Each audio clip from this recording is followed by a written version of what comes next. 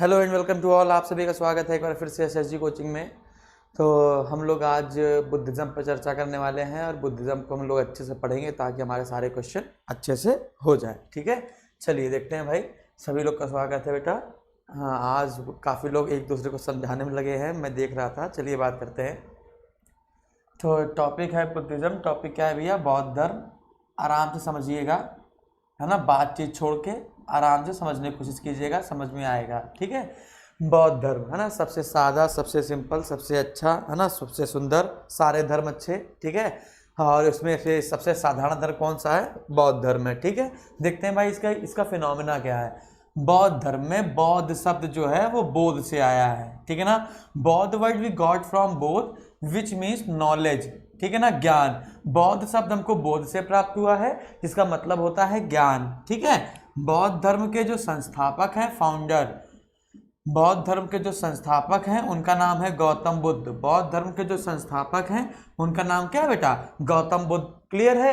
अब इस गौतम बुद्ध का असली नाम क्या था? सिद्धार्थ। इस गौतम बुद्ध का असली नाम क्या था भैया? सिद्धार्थ नाम था। सिद्धार्थ का मतलब क्या होता है? जिसकी इच्छाएं पूरी हो चुकी हो। सिद्धार्थ का मतलब क्या होता है? जिसकी इच्छा पूरी हो चुकी हो।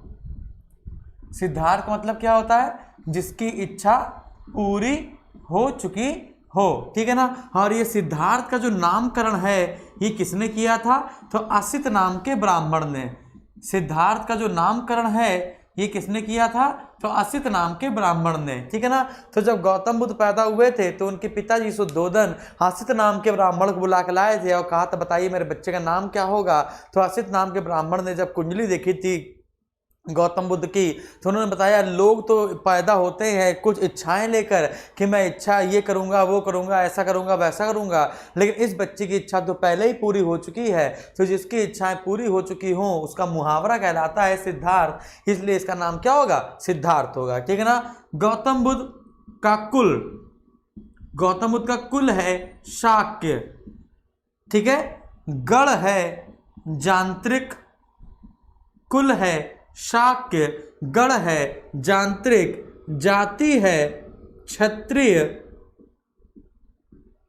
और गोत्र है गौतम, और गोत्र है गौतम। ठीक है, ज्ञान प्राप्ति के बाद कोई भी व्यक्ति अपने नाम से नहीं जाना जाता।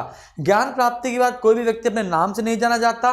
तो आपको पता है, आपको क्या पता कि सिद्धार्थ का गोत्र क्या है? गौतम है। और प्राप्त क्या हो गया था? बोध। जब बोध प्राप्त हो गया था तो बोध, बौद्ध, बुद्ध, बोध गया, है ना, बोधिसत्व। तो आपको समझ में आ रहा है ना, ये सारे बोध, बोधि, बोध मतलब क्या है बेटा? ज्ञान है। ठीक है ना, इसलिए इनका नाम क्या पड़ गया?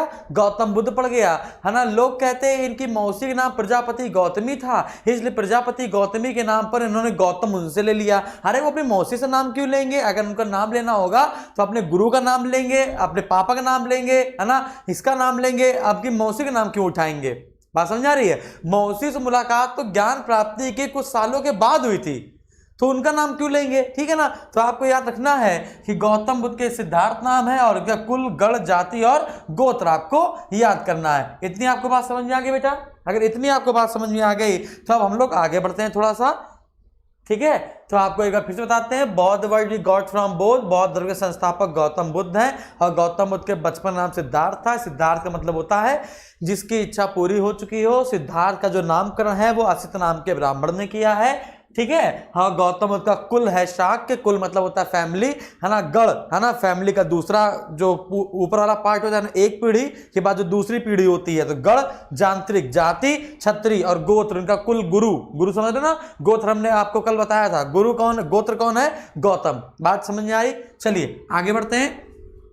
अब गौतम बुद्ध को ईश्वर माना जाता है। अब गौतम बुद्ध को अगर हम लोग ईश्वर मानेंगे तो गौतम बुद्ध के अवतार होंगे। ठीक है ना, और गौतम बुद्ध के अवतारों में हमने बहुत सारे अवतारों के नाम आपको बताने जा रहे हैं। बौद्ध धर्म में गौतम बुद्ध के अन्य नाम, बुद्ध के अन्य नाम।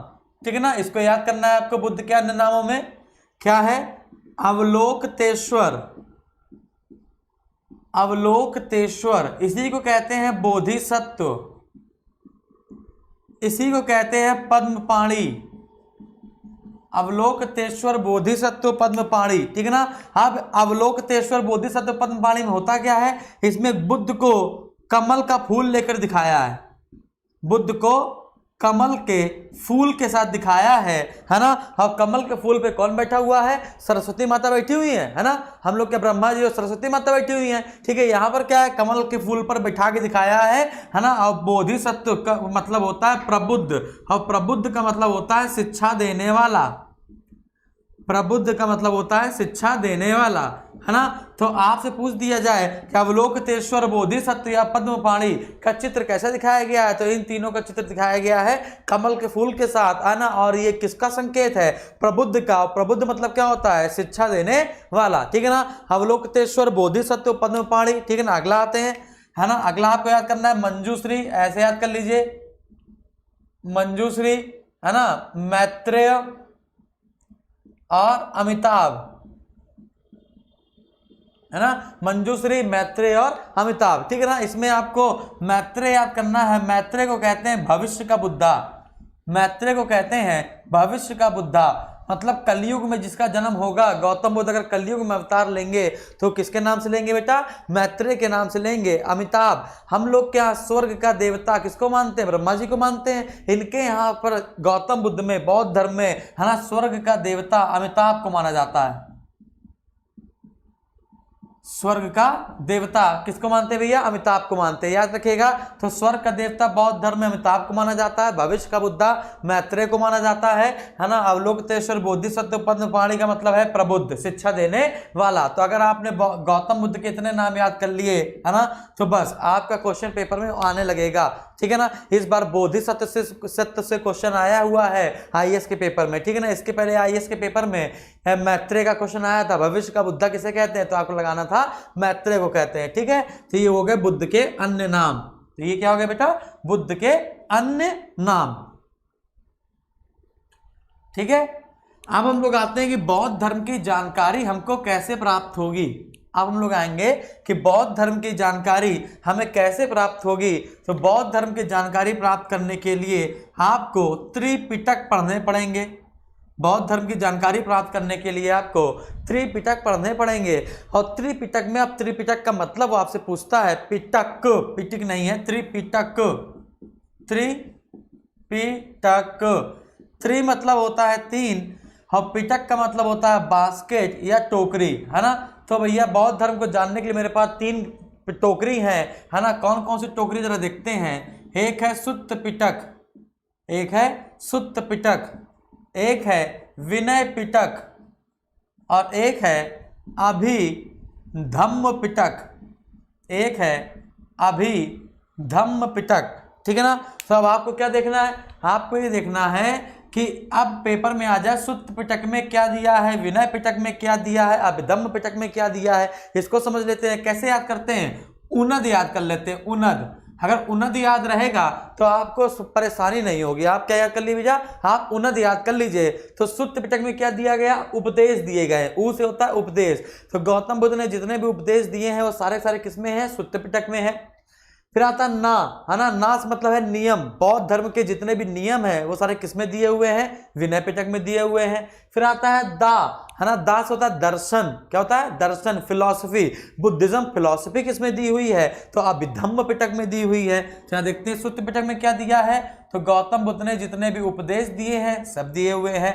विनय पिटक में क्या दिया गया है, बौद्ध धर्म के नियम दिए गए हैं, है ना। अभिधम्म पिटक में क्या दिया गया है, बौद्ध फिलॉसफी मतलब कि बौद्ध दर्शन दिया हुआ है। अब क्वेश्चन है सुत्त पिटक के लेखक कौन है, तो गौतम बुद्ध के प्रिय शिष्य आनंद। गौतम बुद्ध के प्रिय शिष्य आनंद सुत्त पिटक के लेखक हैं, ठीक है। विनय पिटक के लेखक कौन है, उपाली। विनय पिटक के लेखक कौन है, उपाली, है ना। अभिधम्म पिटक के लेखक कौन है, मोगालीपुत्र तिष्य। कौन है भैया, मोगालीपुत्र तिष्य, ठीक है ना। अब इसी में आपसे कह दिया जाए कि गौतम बुद्ध के प्रिय शिष्य कौन है, तो आपको पता ही है सब कुछ। बौद्ध धर्म ने आपको इतनी बार पढ़ाया है ना। तो गौतम बुद्ध के प्रिय शिष्य कौन है, आनंद, ठीक है बेटा। अब समझिएगा, जब गौतम बुद्ध को ज्ञान की प्राप्ति हो गई तो ज्ञान प्राप्ति के बाद एक दिन ये अपने शिष्य आनंद के साथ जा रहे थे, है ना। तब क्या हुआ कि गौतम बुद्ध की बहन का नाम था नंदा, गौतम बुद्ध की बहन का नाम था नंदा, है ना। और नंदा किसकी पुत्री थी? प्रजापति गौतमी की। नंदा किसकी पुत्री थी बेटा? प्रजापति गौतमी की। और प्रजापति गौतमी का विवाह किससे हुआ था? तो गौतम बुद्ध के पिता सुद्धोधन से, ठीक है ना। तो प्रजापति गौतमी जो मौसी थी, है ना, वही उसकी क्या बन गई थी? सौतेली माँ बन गई थी, है ना। तो इससे किसका जन्म हुआ था? नंदा का, ठीक है। तो अब क्या है, एक दिन गौतम बुद्ध अपने घर के पास से निकले तो नंदा जी ने देख लिया और नंदा ने बताया कि माँ माँ भाई भाई भाई, है ना। तो तुरंत ही, अब इन्होंने बहुत समय के बाद देखा था, 6-7 साल के बाद देखा था, 6 वर्ष के बाद तो ज्ञान प्राप्ति हुई थी ना, तो 7 साल के बाद देखा था। तो प्रजापति गौतमी दौड़ते हुए गई अपने बेटे के पास, है ना। अपने बेटे को जैसे गले लगाने चली तो वैसे गौतम बुद्ध ने बोला कि आप पवित्र हैं, आपके स्पर्श मात्र से ही मैं भी अपवित्र हो जाऊंगा, कृपया दूरी बनाए रखिए और जो भी बात कहनी है वो दूर से ही कहिए। तो एक मां के लिए ये बहुत सदमे वाली बात थी। प्रजापति गौतमी फूट फूट कर रोने लगी। जब फूट फूट कर रोने लगी, है ना, और गौतम बुद्ध वहां से चले गए, तो ये बात आनंद को अच्छी नहीं लगी, है ना। और आनंद के मन में एक डाउट आया कि आखिर गौतम बुद्ध ने ऐसा क्यों किया? आखिर गौतम बुद्ध ने ऐसा क्यों किया? बेटा गौतम बुद्ध के आपको 2 नाम और याद रखने हैं, क्योंकि जो आनंद उनको कहा करते थे वो क्या करते थे? तथागत, ठीक है ना। गौतम बुद्ध को आनंद यानी कि उनके शिष्य और अगल बगल के लोग तथागत और शाक्य मुनि के नाम से भी जानते थे। तथागत और शाक्य मुनि के नाम से गौतम बुद्ध को बुलाते थे। तथागत का मतलब होता है सत्य है ज्ञान जिसका, सत्य है ज्ञान जिसका, है ना। तथागत मतलब होता है सत्य है ज्ञान जिसका, और शाक्य मुनि का मतलब होता है सर्वशक्तिमान,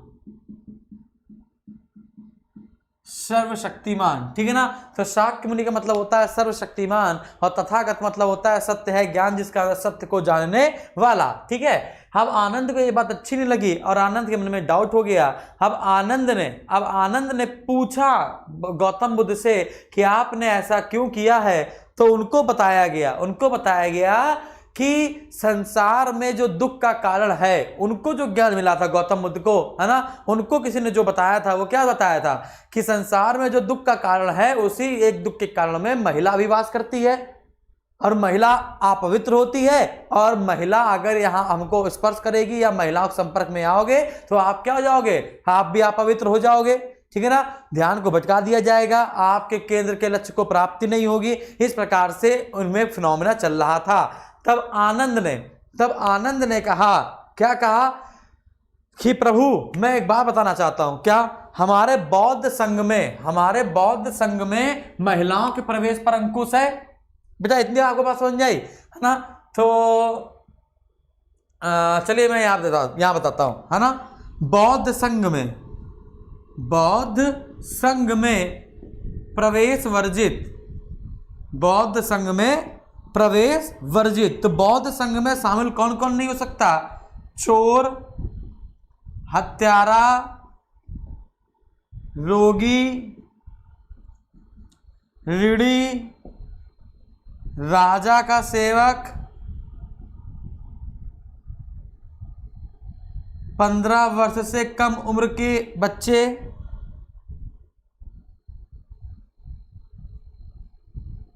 और महिला, ठीक है ना। तो बौद्ध संघ में चोर, हत्यारा, रोगी, ऋणी, राजा का सेवक, 15 वर्ष से कम उम्र के बच्चे और महिला, इतने लोग कभी शामिल नहीं हो सकते बौद्ध संघ में, ठीक है ना। लेकिन अब यहां पर आनंद ने एक टिप्पणी छेड़ी गौतम बुद्ध से कि प्रभु हम कुछ बताना चाहते हैं, है ना, बताइए मैं सही बोल रहा हूं गलत बोल रहा हूं। तो गौतम बुद्ध ने कहा बोलो क्या बोल रहे हो। उन्होंने बोला वो धर्म नहीं, वो नियम नहीं, है ना, वो अस्तित्व में ही चीजें नहीं है। बात समझ आ रही है? तो वो नियम नहीं, वो धर्म नहीं, वो संप्रदाय नहीं जो चोर को सही ना कर पाए, जो हत्यारे को हत्या मुक्त ना कर पाए, जो रोगी को सही ना कर पाए, और जो ऋणी का कर्ज ना भर पाए, जो राजा के गुलामी से मुक्ति ना दिला पाए। बात समझ आ रही है? और जो इन सबको सही ना कर पाए, मेरे नजर में वो नियम बेकार है, व्यर्थ है। मेरे नजर में वो संप्रदाय बेकार है, व्यर्थ है। मेरे नजर में वो धर्म व्यर्थ है, बेकार है। तो बिल्कुल सही बताया। तब गौतम बुद्ध फिर से तलाश में निकले और तलाश में निकलने के बाद उन्होंने टोटल 10 नियमों का प्रतिपादन किया कि हर एक व्यक्ति को पवित्र किया जा सकता है ना, हर एक व्यक्ति को पवित्र किया जा सकता है अगर वो इन 10 नियमों को अपना ले। उनको वर्तमान में 10 सील कहते हैं। क्या कहते हैं भैया? 10 सील, ठीक है ना। तो बौद्ध धर्म में टोटल कितने नियम है, दिखा ना नियम, तो टोटल 10 नियम है। बौद्ध धर्म में टोटल कितने नियम है भैया? बौद्ध धर्म में 10 नियम हैं और इनको कहते हैं सील। यानी कितने सील हैं? 10 सील हैं। अगर ये आप अपना लेते हो तो ये सब आपके सही हो जाएंगे। और सबसे पहले इन 10 सीलों को अपनाने वाली महिला का नाम, इनकी मौसी कौन? प्रजापति गौतमी, है ना, प्रजापति गौतमी। तो ये हो गई गौतम बुद्ध की पहली महिला शिष्या, पहली महिला शिष्या। अब यहां से महिला गायब हो गया, ठीक है ना। हाँ, प्रजापति गौतमी पहली महिला शिष्या हो गई और बौद्ध संघ में महिलाओं का प्रवेश भी चालू हो गया। किसकी सिफारिश पर? आनंद की सिफारिश पर। तो आपको याद करना है कि आनंद की सिफारिश पर संघ में महिलाओं का प्रवेश शुरू हुआ। क्या लिखना पड़ेगा हमें? आनंद की सिफारिश पर संघ में महिलाओं का प्रवेश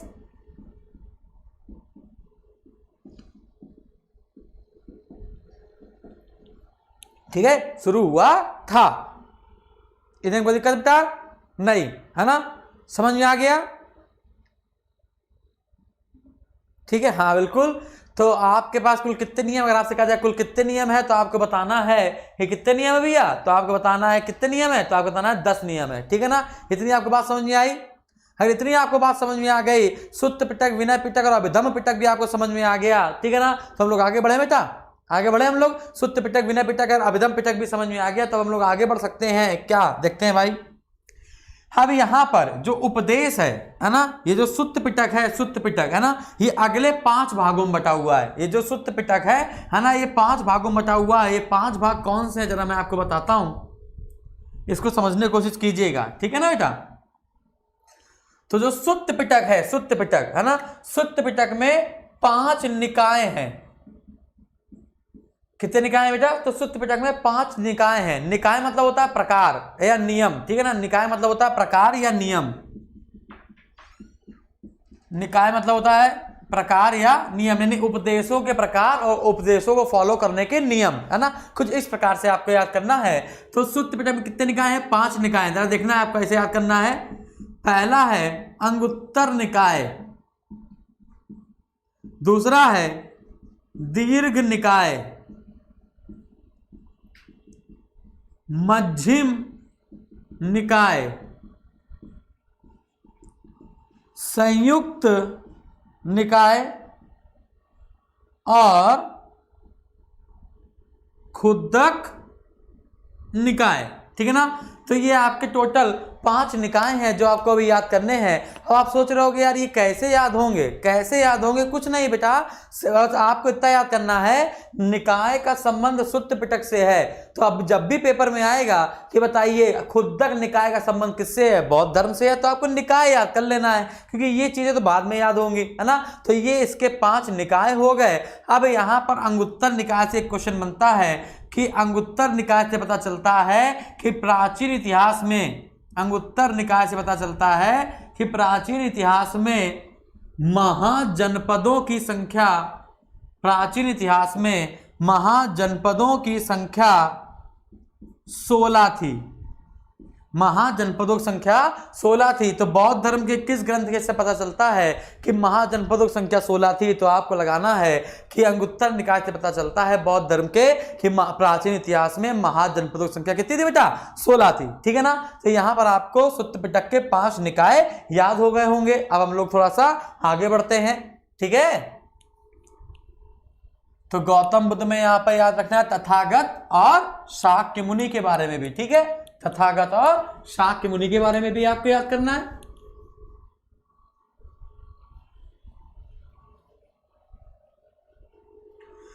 अब हम लोग थोड़ा सा आगे बढ़ेंगे, ठीक है। अब देखते हैं भाई, हमको संघ में प्रवेश चाहिए, हमको संघ में प्रवेश चाहिए, ठीक है ना। चलो भाई देखते हैं आप संघ में प्रवेश कैसे ले सकते हो, है ना। सारे धर्म शक्तिशाली होते हैं, आप समझिएगा कि संघ में प्रवेश कैसे लिया जाएगा, ठीक है।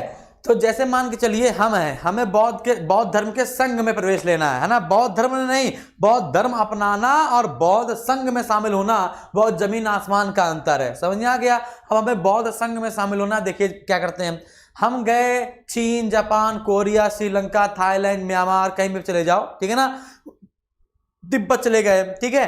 तो हमने वहां पर जो बौद्ध धर्म के गुरु होंगे, जो बौद्ध धर्म के गुरु होंगे, ठीक है, उनसे हमने कहा हाथ जोड़ के कि भैया हमको भी बौद्ध संघ में शामिल होना है। तो वो पूछेगा संघ में शामिल होना है कि धर्म अपनाना है, तो हम आप कहेंगे नहीं हमें धर्म नहीं अपनाना, हमें संघ में शामिल होना है। कहा संघ में शामिल होना है, कहा हाँ, कहा ठीक है। अब क्या करेगा वो आपके सर पर एक हाथ रखेगा और आपकी नाभि पर एक हाथ रखेगा, है ना, और ऐसे करके कहेगा आपको टोटल ये 10 नियम बताएगा, आपको टोटल 10 नियम बताएगा। सत्य, अहिंसा, अस्त्य, अपरिग्रह, ब्रह्मचर्य, कोमल संयम, पन्ना सोना, है ना, सुगंधित पदार्थों का सेवन न करना, नशीले पदार्थों का सेवन न करना, ठीक है ना। इस प्रकार से आपको टोटल क्या करेगा 10 नियम बताएगा और आपको पूरा 1 साल का समय देगा। आप क्या करेंगे, ठीक है भैया चलते हैं, है ना। अब आप चले जाओगे अपने घर, आप सोचोगे यार देखो वो तो वहां पर है ना, और 10 नियम अपनाने हैं, छोड़ो हटाओ, तुम सारी चीजें करोगे, ठीक है। तुमने 10 में से 8 चीजें नहीं अपनाई, 2 चीजें सिर्फ अपनाई, और 1 साल के बाद फिर से तुम सीधे साधे बन के पहुंच गए कि प्रभु हमको क्या करना है, संघ में प्रवेश लेना है। तो वो पता क्या करेगा, फिर से आपके नाभि पे हाथ रखेगा और आपके सर पे हाथ रखेगा और आपको बता देगा कि आपने सिर्फ 2 ही नियम अपनाए हैं, 8 नियम अभी आपने नहीं अपनाए। फिर से आपको 1 वर्ष का समय दे देगा और आपके होश उड़ जाएंगे कि इसको कैसे पता चल गया कि हमने 8 नियम नहीं अपनाए हैं, 2 अपनाए हैं। यही तो मानता है, यही तो चीजें हैं जो इस बौद्ध धर्म को महान बनाती हैं। और आपकी आंखें फटी फटी रह जाएंगी और आप आओगे और आप फिर 10 नियम अपनाओगे और फिर पहुंचोगे, फिर वो ऐसे करेगा और फिर कहेगा ठीक है इस बार आपने 10 नियम अपनाए हैं, है ना। अब आपसे कहेगा क्या, बोधिसत्व पद्म पाणि अवलोकतेश्वर की, है ना, एक ऐसे करके मूर्ति होगी, एक कमल का फूल ऐसे लिए होंगे, एक ऐसे करके ऐसे हाथ होगा। तो वो आपसे कहेंगे कि चले जी भैया शपथ ले लीजिए। तो आप शपथ लेंगे, क्या कहेंगे शपथ में, कहेंगे बुद्धं शरणं गच्छामि, संघं शरणं गच्छामि, धर्मं शरणं गच्छामि। मैं बुद्ध की शरण में जाता हूं, मैं संघ की शरण में जाता हूं, मैं धर्म की शरण में जाता हूं। तो बुद्धं शरणं गच्छामि, संघं शरणं गच्छामि और धर्मं शरणं गच्छामि।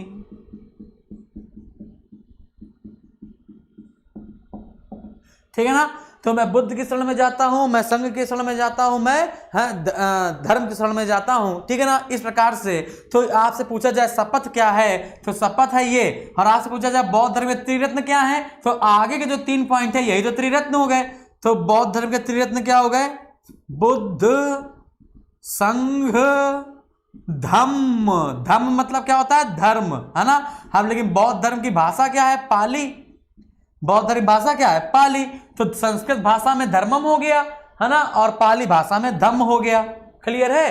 तो बुद्धम शरणम गच्छामि, धर्मम शरणम गच्छामि, संघम शरणम गच्छामि। और बुद्ध धर्म के त्रिरत्न कौन से हो गए, बुद्ध, संघ, धम्म हो गए।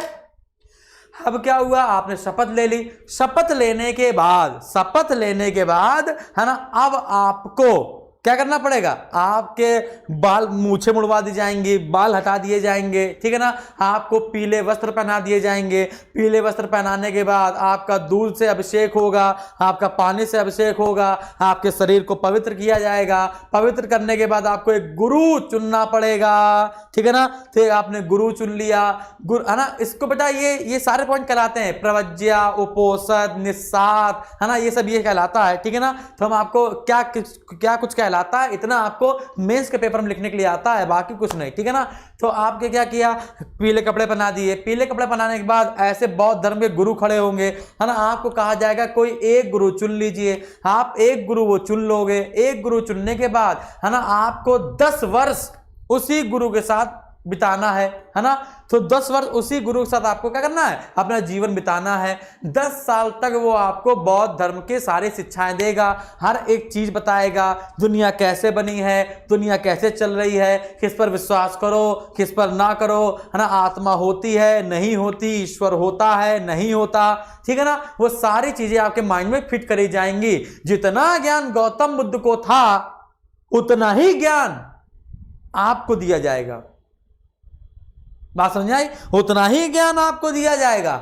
और 10 वर्ष पूरे होने के बाद, 10 वर्ष जिस दिन आप पूरा करोगे उसके अगले ही दिन बौद्ध संघ में जिनका जिनका प्रवेश हो चुका है ना, जिनको हमने गौतम बुद्ध के बराबर समझा है ना, वो आपकी परीक्षा लेंगे, है ना। वो परीक्षा ऐसे नहीं होती कि आपको लिखना पड़ेगा, वो क्वेश्चन आंसर करेंगे ना, ऐसा नहीं होगा।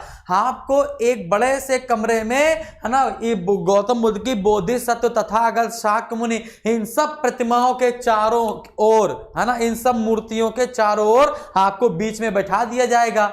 और बिठाने के बाद एक दरवाजा आपको बंद कर दिया जाएगा, कोई नहीं होगा, अकेले होगे आप।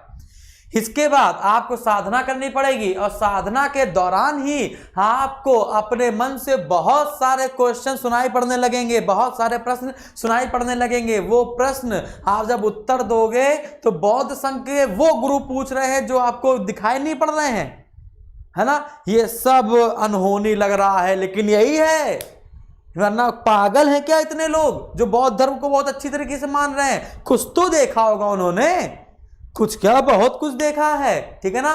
चलते हैं, कोई बात नहीं, है ना, आगे बढ़ते हैं। हम लोग आंखों देखा विश्वास करते हैं, कभी कभी आंखों देखा भी विश्वास नहीं होता, ठीक है। तो अब क्या बताते हैं कि अब वो बहुत सारे प्रश्न पूछेंगे तो ये उत्तर देता चला जाएगा। जो व्यक्ति 10 साल तक रहा उत्तर देता चला जाएगा, वो सिर्फ यही देखेंगे क्या इसके अंदर पूरा ज्ञान है, क्या पवित्र है, क्या आत्मा शुद्ध है, क्या अब इसके मन में नकारात्मक चीजें आएंगी।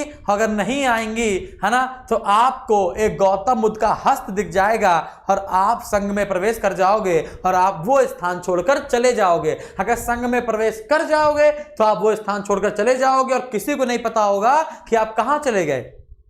बात समझ आ रही है? लेकिन अगर आप फेल हो गए तो आप अगले 10 साल तक फिर से उस गुरु के पास रहोगे, है ना, और बौद्ध धर्म का प्रचार करने लगोगे। तो जो व्यक्ति बौद्ध धर्म का प्रचार करता घूमता है वो कहीं ना कहीं निस्वार्थ क्रिया में, उस ज्ञान की क्रिया में फेल हो चुका होता है। अब हम लोग आते हैं किस पर, कि आप बौद्ध धर्म का प्रचार कैसे करते हैं, है ना। अब बौद्ध धर्म का प्रचार कैसे करते हैं, तो इसको मैं रफ कर दूं। तो ये त्रिरत्न हो गया, ये हो गया। तो बौद्ध धर्म का प्रचार करने से हम आपको बताएंगे 4 चीजें, बताया भी होगा फिर भी बताते हैं। एक होता है विहार,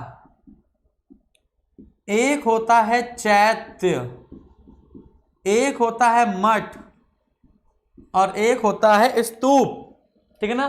तो विहार हो गया, चैत्य हो गया, मठ हो गया, स्तूप हो गया, ठीक है ना। इसको समझते हैं भाई कि अच्छा, इसमें से आपको पहले 2 बातें समझनी पड़ेंगी। मैं आपको 2 बातें बताता हूं, ठीक है। एक होता है भिक्षु और एक होता है भिक्षुणी।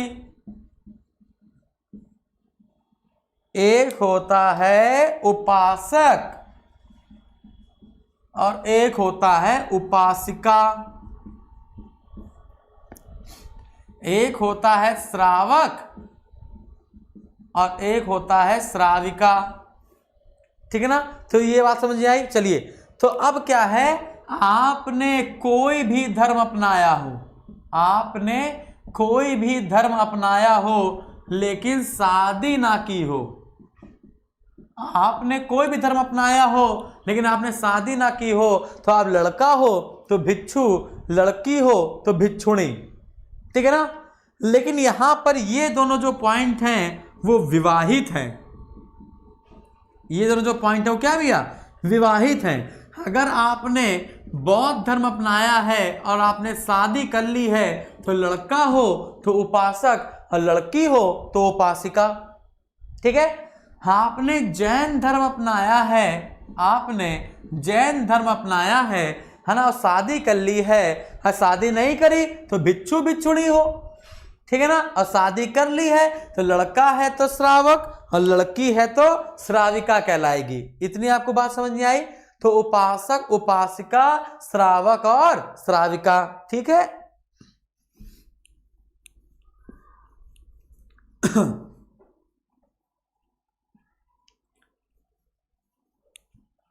ठीक है, अब हम लोग आते हैं देखिए बौद्ध धर्म के प्रचार पर।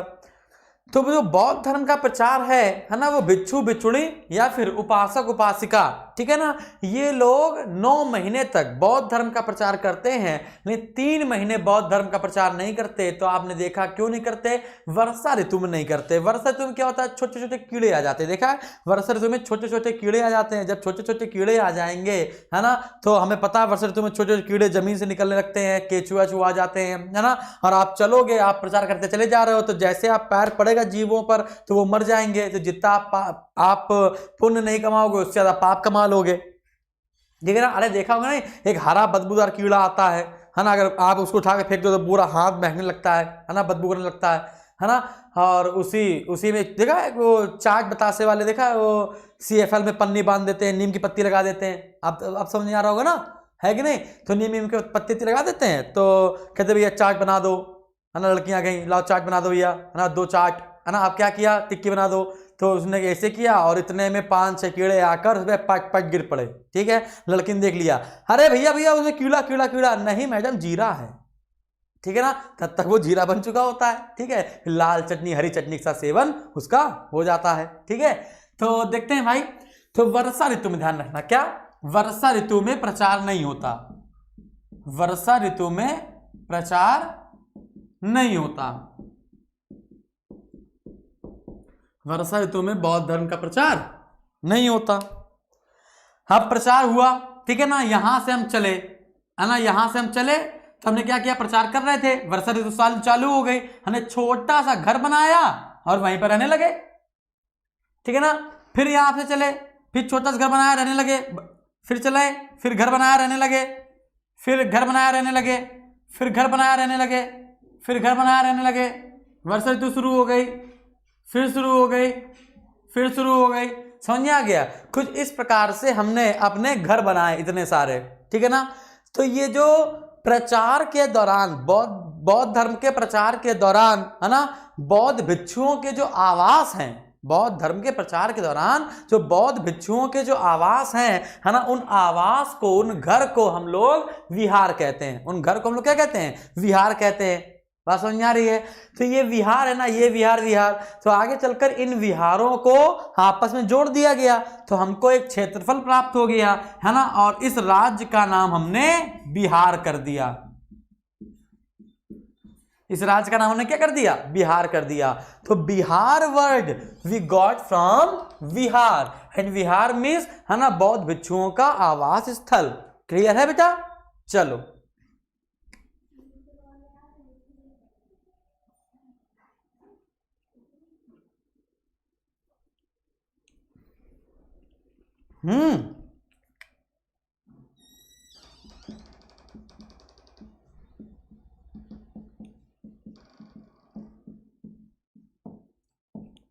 ठीक है। अब हम लोग आते हैं चैत्य पर। ठीक है ना, ये चैत्य क्या है, ये मठ क्या है, स्तूप क्या है ना। अगर जो विहार है, विहार को ही अगर शिक्षा का केंद्र बना दिया जाए तो वो मठ कहलाएगा। तो मठ क्या है भैया? मठ। तो बौद्ध धर्म में शिक्षा का केंद्र मठ है, हमारे यहाँ विद्यालय है, गुरुकुल है, इस्लाम धर्म में मदरसा है। ठीक है, बात समझ आ रही है? ठीक है, उसी प्रकार से तो मठ क्या है? शिक्षा केंद्र, है ना। तो आपको 2-3 मठ याद करने हैं, है ना। कौन कौन से मठ याद करने हैं? तो आप अपने मन से याद कीजिएगा। ठीक है ना, हम आपको मठ लिख के दिखा रहे हैं और आपको अपने मन से याद करना है। ठीक है ना। तवांग मठ, नामग्याल मठ, तवांग मठ, नामग्याल मठ, ठीक है, तबो मठ,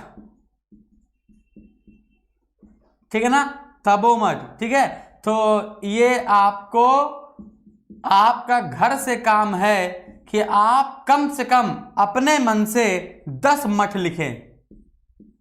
नोट्स बनाएंगे ना, ठीक है ना। तो नोट्स बने हो चाहे ना बने, आपका काम है कम से कम आप अपने मन से कितने मठ लिखेंगे?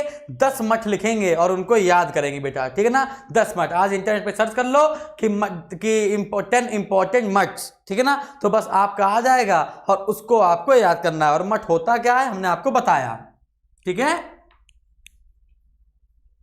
अच्छा, शिक्षा केंद्र से ही हमको 2 विश्वविद्यालय याद आ रहे हैं। एक होता है नालंदा विश्वविद्यालय, एक होता है नालंदा विश्वविद्यालय, और एक होता है विक्रमशिला विश्वविद्यालय। एक होता है नालंदा विश्वविद्यालय और एक होता है विक्रमशिला विश्वविद्यालय। नालंदा विश्वविद्यालय और विक्रमशिला विश्वविद्यालय ये दोनों बिहार में हैं। ये दोनों कहाँ हैं? बिहार में है। नालंदा विश्वविद्यालय की स्थापना की थी कुमारगुप्त ने और विक्रमशिला विश्वविद्यालय की स्थापना की थी धर्मपाल ने, ठीक है। और इन दोनों विश्वविद्यालय को तोड़ दिया था, इन दोनों विश्वविद्यालय को तोड़ दिया था मोहम्मद गोरी के सेनापति। मोहम्मद कैसी थी? मोहम्मद गोरी थी, हैं? मोहम्मद गोरी के सेनापति बख्तियार खिलजी ने,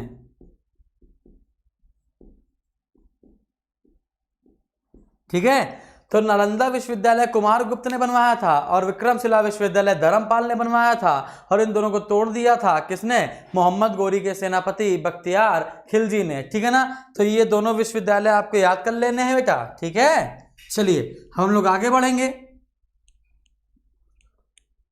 हम लोग बात करेंगे चैत्य और स्तूप की। अब हम किसकी बात करेंगे बेटा? चैत्य और स्तूप की बात करेंगे। तो मठ क्या है? तो मठ है शिक्षा केंद्र, ठीक है ना।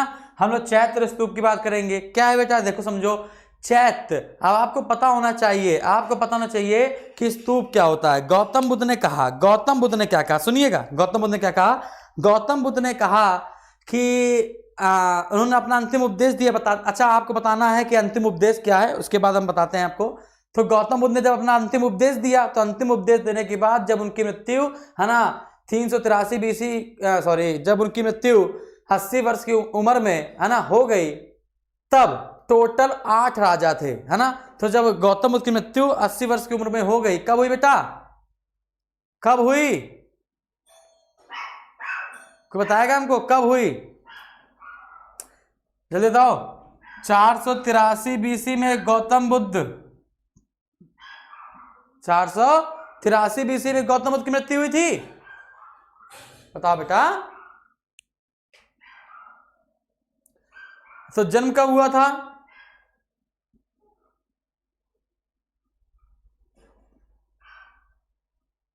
बिल्कुल सही, बिल्कुल सही, हाँ, 563 BC में जन्म हुआ था और 80 वर्ष की उम्र में उनकी मृत्यु हो गई, है कि नहीं।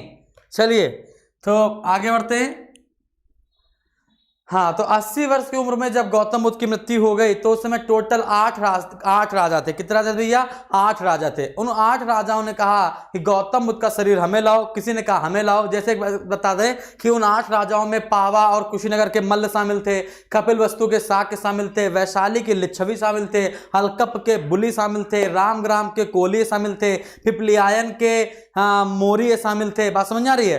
और कितने हो गए? 6 हो गए। हाँ, और मगध सम्राट के अजातशत्रु शामिल था उसमें, वेशद्वीप का ब्राह्मण शामिल थे उसमें। समझ आ गया? तो टोटल 8 प्रकार के राजा थे अगल बगल के क्षेत्रों में। वो 8 प्रकार के राजा कहते हैं कि गौतम बुद्ध का शरीर हमें चाहिए तो चाहिए। 8 राजा आपस में लड़ गए तो जीता ना कोई, तो अंत में निर्णय लिया गया कि गौतम बुद्ध के शरीर को 8 भागों में काट दिया जाए। तो गौतम बुद्ध के शरीर को 8 भागों में काट दिया गया और सभी लोग अपना एक एक पार्ट लेकर चले गए। कुछ लोगों ने उस पार्ट को जला दिया और कुछ लोगों ने उसको नहीं जलाया, है ना। उसको लाल कपड़े में बांधकर ऐसे धर दिया गया, लाल कपड़े में बांधकर ऐसे धर दिया गया, और एक सोने का गुंबदाकार बर्तन चढ़ा दिया गया, और इसके बाद एक बिल्डिंग बना दी गई।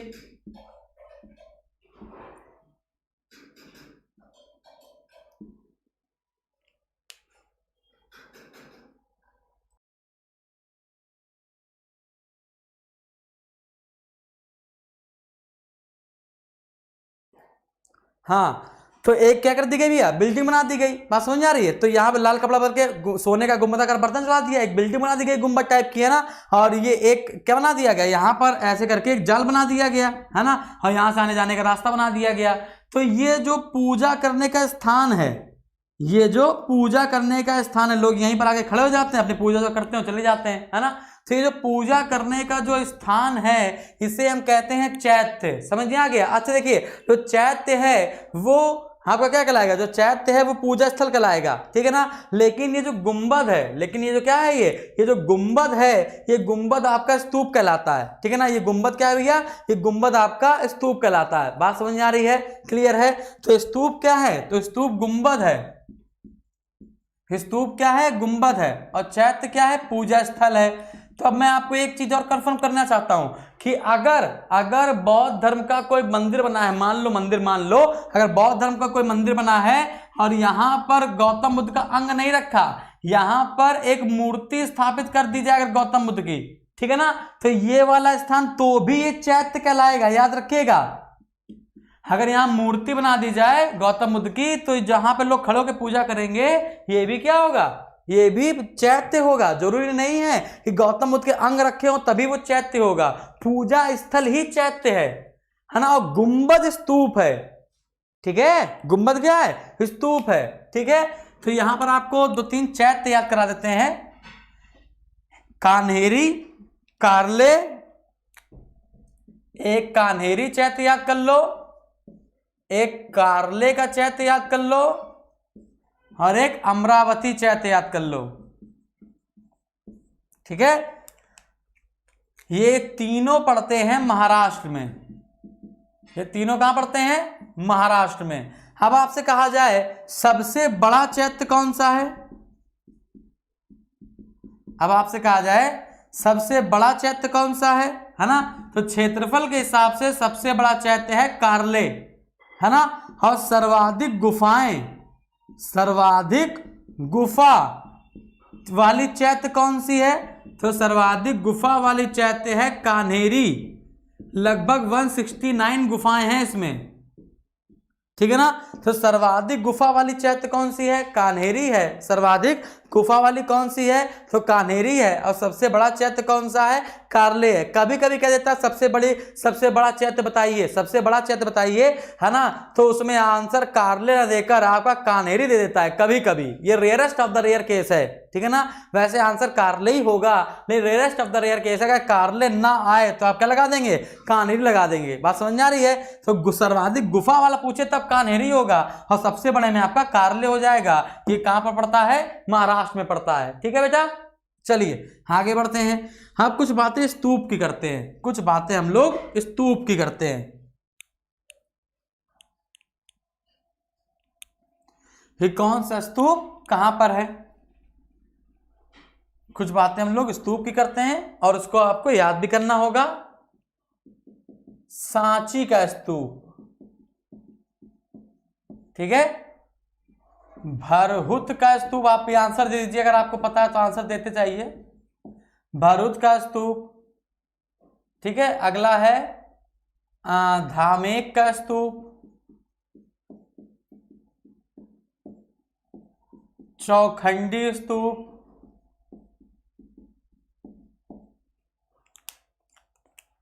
अमरावती स्तूप,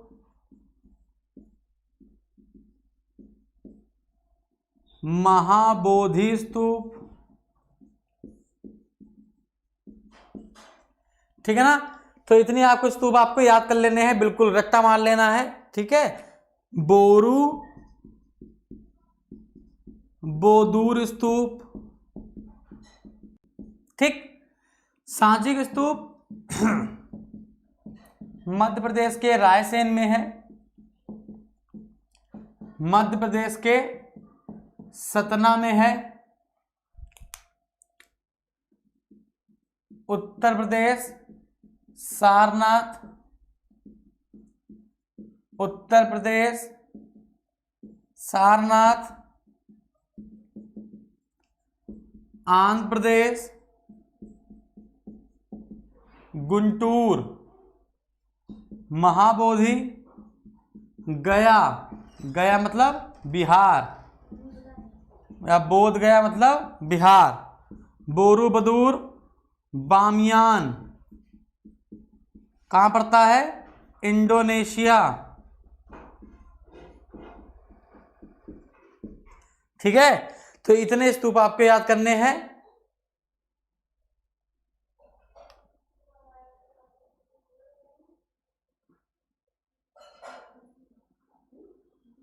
ठीक है बेटा, ठीक, बिल्कुल सही है ना, सब लोगों ने आंसर बिल्कुल सही से बताया है। हाँ, तो अब यहां समझना है कि हमने आपको इतने बताया, तो आपको बेटा राज्य तो याद करने ही है, आपको राज्य तो याद करने हैं, लेकिन राज्य के साथ साथ आपको ये जिला जरूर याद करना है। पेपर में आ जाएगा सांची के स्तूप कहाँ है, तो सब ऐसे याद करके जाते हैं, सांची के स्तूप मध्य प्रदेश में, सांची के स्तूप मध्य प्रदेश में, सांची के स्तूप मध्य प्रदेश में, सांची के स्तूप मध्य प्रदेश में है। लेकिन पेपर में आता है सांची के स्तूप मध्य प्रदेश के में कहाँ है, तो आप सोचोगे लो जितना में याद करके थे तो पेपर में आ गया है ना। तो आंध्र प्रदेश, अमरावती, अगर चैत्य आपसे पूछे तो महाराष्ट्र, अमरावती स्तूप आपसे पूछता है तो आपका आंसर होगा आंध्र प्रदेश का गुंटूर, है ना। महाबोधि स्तूप बोध गया या गया कहां पड़ता है? बिहार में। बोरूबदूर का स्तूप बामियान। अब आपसे कहा जाए कि भारत का सबसे पुराना स्तूप कौन सा है, सबसे प्राचीन, तो सबसे प्राचीन स्तूप है अशोक का सांची का स्तूप। अशोक ने ही भरूच का बनवाया था, लेकिन पुष्यमित्र शुंग ने इसको तुड़वा दिया था, लेकिन फिर से इसको बनवा दिया, ठीक है ना। तो ये क्या है, ये भरूच का स्तूप सबसे बड़ा है, भारत का सबसे बड़ा है, भारत का सबसे बड़ा स्तूप है भरूच का स्तूप, है ना। जबकि विश्व का सबसे बड़ा स्तूप है बोरूबदूर का स्तूप।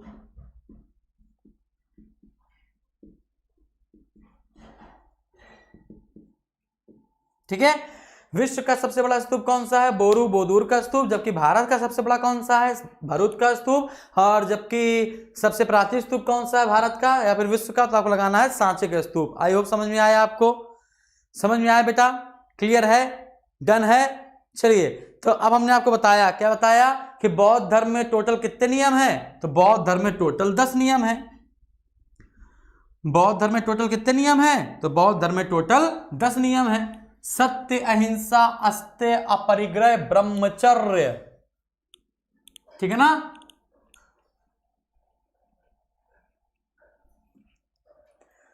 तो बौद्ध धर्म में कितने नियम है, तो 10 शील है, मतलब कि 10 नियम है। देखते हैं भाई वो 10 नियम कौन कौन से हैं। सत्य, अहिंसा, अस्तेय, अपरिग्रह, ब्रह्मचर्य। तो आपको लग रहा होगा जो जैन धर्म के, हाँ बिल्कुल यही है ना, जैन धर्म के 5 हो गए और 5 और मिला देंगे, है ना। जैसे जैसे हो गया व्यभिचार से बचना। व्यभिचार मतलब क्या है ना, बुरे विचारों से बचना, ठीक है ना। नशीले पदार्थों का सेवन ना करना, व्यभिचार से बचना।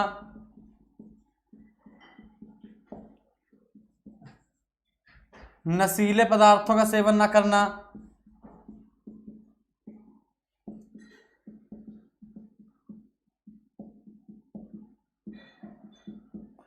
कुसमय भोजन ना करना या असमय भोजन ना करना।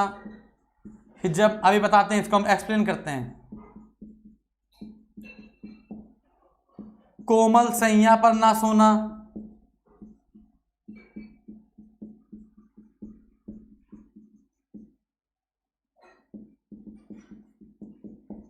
ठीक है ना। तो इतने आपको समझ में आ गया। तो कोमल सैया पर ना सोना, और इसका नाच गाने से बचना, ठीक है ना। क्या है, नाच गाने से बचना।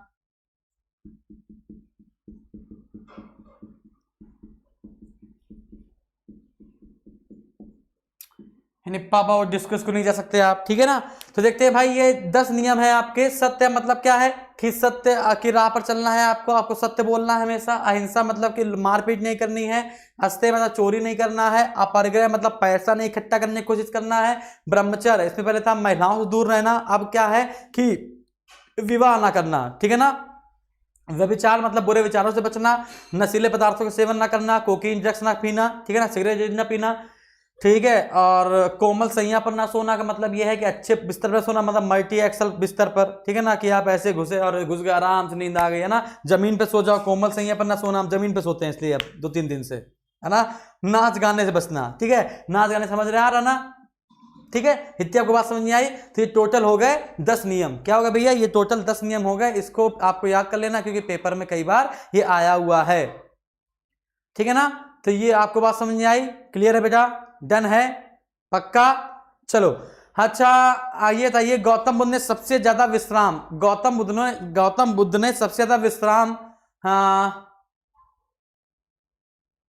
कहां पर किया। हालांकि मैंने बताया हुआ क्वेश्चन है कि गौतम बुद्ध ने सबसे ज्यादा उपदेश कहां पर दिए और गौतम बुद्ध ने सबसे ज्यादा विश्राम स्थल, है ना, या विश्राम कहां पर किया। तो दोनों का ही आंसर आपको याद होना चाहिए क्योंकि ये पेपर में इंपॉर्टेंट है। गौतम बुद्ध ने सबसे ज्यादा विश्राम किया है श्रावस्ती में, और टोटल 21 विश्राम स्थल इनके बने हैं वहां पर, टोटल 21 विश्राम स्थल बने हैं श्रावस्ती में, है ना। हाँ, सर्वाधिक उपदेश भी श्रावस्ती में दिए थे, सर्वाधिक उपदेश भी श्रावस्ती में दिए थे। हालांकि जो मैं आपको गौतम बुद्ध की जीवनी भेजूंगा, है ना, वो बहुत बहुत ऊंचे दर्जे की हमने आपको पढ़ाई है, ठीक है ना। हर एक पॉइंट, ये इनका आना जाना, है ना, कुछ भी क्षण भर में कोई काम करना, वो भी हमने आपको बताया है, ठीक है ना। चलो, और जो बच्चे नए हैं उनको आज गौतम बुद्ध का जीवन परिचय मिलेगा, ठीक है, मजे सुनना, मजा आ जाएगी, ठीक है। तो सत्य, अहिंसा, अस्तेय, अपरिग्रह, ब्रह्मचर्य, और ये हमने टोटल आपको 10 नियम बता दिए, है ना। अब क्या है, इनमें से 5 नियम चुरा लो तो कहलाता है पंचशील। और पंचशील समझौता किनके बीच हुआ था, भारत और चीन के बीच। पंचशील समझौता किसके बीच हुआ था, भारत और चीन के बीच हुआ था 1952 में, ठीक है ना। और पंचशील समझौता किस धर्म की तर्ज पर था, तो आपको बताना बौद्ध धर्म की तर्ज पर था। और पंचशील, है ना, आपको समझ में आ गया, चीन बौद्ध धर्म अपनाया, भारत भी बौद्ध धर्म अपनाया, तो पंचशील समझौता, ये 10 शील हम आपको बता रहे थे तो आपको पंचशील बता दिया, ठीक है ना। पंचशील समझौता भारत और चीन के बीच 1952 में हुआ था, क्लियर है। अच्छा, अगर आपसे कह दिया जाए कि बताइए, फोन कहां बज रहा है, हाँ, अगर आपसे कह दिया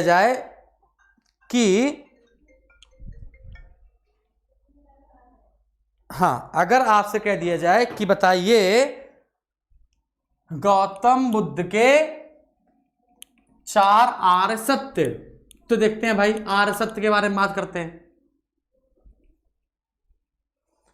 ठीक है। गौतम बुद्ध के 4 आर्य सत्य की बात करते हैं, 4 यूनिवर्सल ट्रुथ की।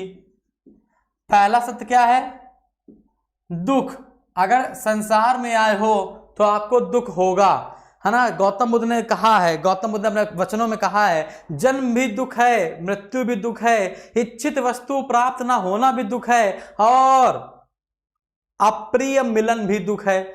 प्यार तुम किसी और से करते हो, शादी किसी और से हो जाए, समझ में आ गया, ठीक है ना। तो हाँ, जन्म भी दुख है, मृत्यु भी दुख है, इच्छित वस्तु यानी इच्छा जो है उस वस्तु का प्राप्त ना होना भी दुख है, और अप्रिय मिलन भी दुख है। तो संसार दुखों से भरा है, संसार दुखों से भरा है।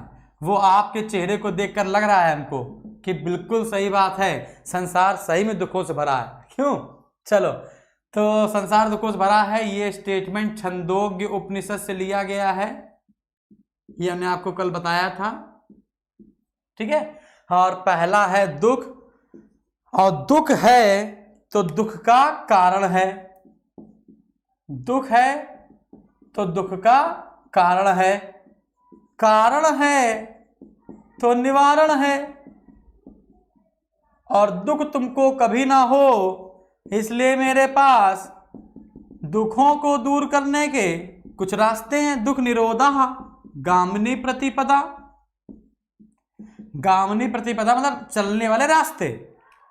तो दुख है तो दुख का कारण है, कारण है तो निवारण है, निवारण है तो रास्ते बता देते हैं हम आपको जो आपको कभी दुख ना हो। बात समझ आ रही है, क्लियर है। चलिए, तो दुख है तो दुख का कारण है। अब यहां पर दूसरे स्टेटमेंट से बौद्ध धर्म का हमें आधार पता चलता है। अगर आपसे कह दिया जाए कि बौद्ध धर्म को एक लाइन में एक्सप्लेन करो, तो कोई भी माई का लाल एक्सप्लेन नहीं कर सकता, ठीक है ना। और आपसे कह दिया जाए कि बौद्ध धर्म को एक लाइन में आप क्या करिए, एक्सप्लेन कीजिए, तो गौतम बुद्ध ने दूसरे पॉइंट से बौद्ध धर्म का आधार समझाया है, उसका मतलब है प्रतीत्य समुत्पाद। ये बौद्ध धर्म को एक लाइन में समझाना है तो बौद्ध धर्म एक लाइन में समझा जाता है प्रतीत समुत्पाद से, है ना। अभी प्रतीत समुत्पाद का मतलब क्या होता है? प्रतीत मतलब होता है कार्य और इसका मतलब होता है कारण। हिंदी में इसका मतलब होता है ऐसा होने से, वैसा होना, या फिर किसी एक वस्तु का होना उस वस्तु से किसी दूसरी वस्तु से का होना।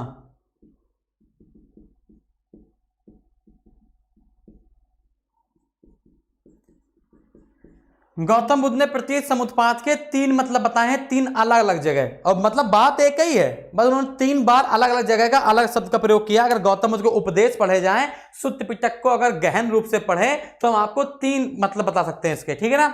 तो गौतम बुद्ध ने कहा, देखिए बेटा, कि संसार में कोई भी काम होगा, संसार का कोई भी काम होगा तो उसका कारण होगा। संसार में कोई भी काम हुआ है, कोई भी कार्य हुआ है तो उसका कारण जरूर होगा। हम पढ़ा रहे हैं, कार्य हो रहा है, आप पढ़ रहे हो, कारण है। हम पढ़ा रहे हैं, कारण है, आप पढ़ रहे हो, कारण है। लोग नहीं पढ़ रहे हैं, कारण है। लोग बतिया रहे हैं, कारण है। लोग मुस्कुरा रहे हैं, कारण है। कोई बैठे बैठे मुस्कुरा देता है, उससे पूछो भाई क्या हो गया, कहा नहीं कुछ ऐसे, है ना। ऐसे कैसे? तुमने कुछ सोचा होगा तो कार्य जरूर हुआ होगा, तो कारण क्या था, है ना। कार्य था मतलब तुमने मुस्कुराया, तो कारण तो होगा ही होगा, कुछ ना कुछ तुमने सोचा होगा, ठीक है। ऐसा होने से वैसा होना मतलब एक कुछ हुआ, क्रिया हुई तो उसकी प्रतिक्रिया जरूर होगी। जब कोई एक वस्तु होती है तब उसी वस्तु से कोई दूसरी वस्तु उत्पन्न होती है। तुम कोई एक बात कहते हो तो कोई व्यक्ति एक और बात कहता है, फिर तीसरी बात होती है, फिर चौथी बात होती है, समझ में आ गया। तो इस प्रकार से दुख समुदय है ना। तो कारण है ना, क्योंकि कार्य हुआ है। कार्य क्या हुआ है? दुख है। कार्य क्या है? दुख है, तो कारण भी होगा। और संसार के दुख का एक ही कारण है, क्या? आपके मन में उत्पन्न होने वाली इच्छा, ठीक है ना। तो दुख का एक ही कारण है, आपके मन में उत्पन्न होने वाली इच्छा। मतलब आपके मन में है IAS बनना, PCS बनना, लोअर PCS बनना, इंस्पेक्टर बनना, चपरासी बनना, कुछ भी है ना। कितने हैं इच्छाएं, बस यही जो इच्छाएं हैं यही आपकी, है ना, ऐसी की तैसी किए हुए हैं। आपको दुख इसीलिए है। आज से इच्छाओं का त्याग, खत्म कर दो, इच्छा बंद करो, सो जाओ। पापा आए, हट, पढ़ के नहीं रहा, इच्छाओं का त्याग पिताजी, इच्छाओं का त्याग, फिर भगवान भरोसे होगा तुम्हारे जीवन, ठीक है ना। तो आपको इतनी बात समझ में आई? क्लियर है? इतने में कोई दिक्कत बेटा नहीं ना? चलिए आगे बढ़े। तो अब देखो यहां पे समझ जाते हैं, इसको मैं रफ कर देता हूं तो आगे समझा सकता हूं।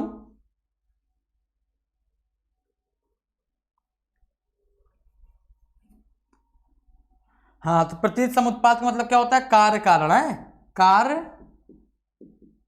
कारण, ठीक है। अब दुख का कारण क्या बताया हमने आपको? तृष्णा। दुख का कारण क्या बताया हमने आपको? इच्छा।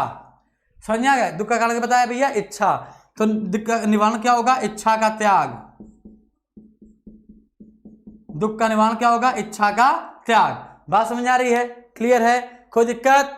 बताओ बेटा। चलो अब मैं एक बात आपको बताता हूं। क्या? एक बात आपको यहां पर याद कर लेनी है कि अगर आपसे कहा जाए गौतम बुद्ध के अनुसार, ये तो हमने अपने अनुसार बता दिया, इच्छा, इच्छा का त्याग। अगर आपसे कह दिया जाए कि गौतम बुद्ध के अनुसार दुख का मूल कारण क्या है, गौतम बुद्ध के अनुसार दुख का मूल कारण क्या है, आपको यह बताना है बेटा। बताओ। ये तो हमने ऐसे बता दिया, अब आपको बताना कि दुख का मूल कारण क्या है ना। तो मैं बताता हूं आपको कि दुख के टोटल 12 कारण हैं। दुख के कुल 12 कारण हैं। है ना, और इन्हीं चक्र में यदि फंसा होता है, इन 12 कारणों को कहते हैं द्वादश निदान चक्र। याद रखिएगा। तो प्रतीत समुत्पाद में जो दुख का कारण बताया गया है वो टोटल 12 बताए गए हैं, और इन 12 कारणों को हम कहते हैं द्वादश निदान चक्र। मतलब कि अगर ये 12 कारण आपने जान लिए तो आपके दुखों का क्या हो जाएगा, निदान हो जाएगा। और उन्हीं में से एक कारण है क्या, इच्छा या तृष्णा। लेकिन इन 12 कारणों में इस द्वादश निदान चक्र का मूल आधार क्या है? अगर आप कहिए कि बताइए दुख का मूल कारण क्या है, मूल कारण, तो दुख का मूल कारण है अविद्या। क्या है भैया, अविद्या। अविद्या मतलब क्या है, अज्ञान। समझ में आ गया। तो अविद्या को बौद्ध धर्म में दुख का मूल कारण बताया गया है। यानी कि ज्ञान प्राप्त करोगे, ज्ञान आप लोगे तो आपको ये अविद्या दूर हो जाएगी, और ज्ञान आपको प्राप्ति हो गई तो बाकी 11 कारण जो हैं वो बहुत आसान होते हैं। ज्ञान प्राप्ति हो जाएगी, इच्छा अपने आप मर जाएगी। ठीक है बेटा, हाँ आपको इतनी बात समझ में आ गई है, इतनी आपको बात समझ में आ गई, तुम लोग आगे बढ़े। हाँ, द्वादश निदान चक्र आपको समझ में आया। ठीक है, अब क्या है कि अब आपको ये दुख ना हो तो अब हम आपको रास्ते बताने जा रहे हैं। मूल कारण कितने हैं दुखों के, 12 कारण कितने हैं, 12। मूल कारण क्या है, अविद्या। मूल कारण क्या है, अविद्या। हाँ भैया, ये कारण खत्म हो जाए, दुख खत्म हो जाए, इसलिए हमें कुछ रास्तों पर चलना पड़ेगा। इन रास्तों की संख्या कितनी है, 8। इन रास्तों की संख्या कितनी भैया, 8। हाँ, अविद्या मीन्स अज्ञानता। ठीक है, अब इन रास्तों की संख्या कितनी है, 8। तो इसे हम कहते हैं अष्टांगिक मार्ग, 8 फोल्ड पाथ। इसे हम क्या कहते हैं, अष्टांगिक मार्ग, 8 फोल्ड पाथ।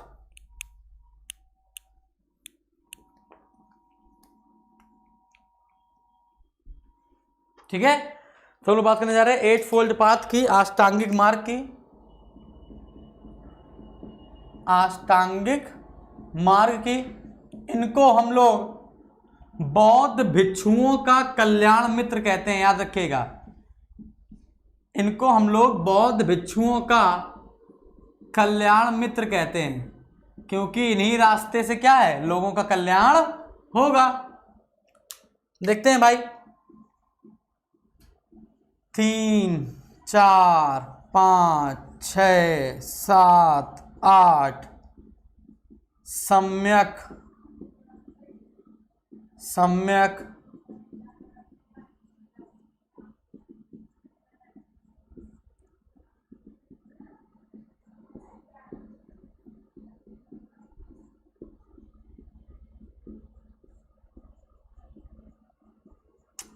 तो अब कुछ लोग कह रहे होंगे कि भैया सम्यक दृष्टि, सम्यक ज्ञान, सम्यक आचरण, है ना, सम्यक चरित्र, ठीक है ना, तो वो तो अलग है।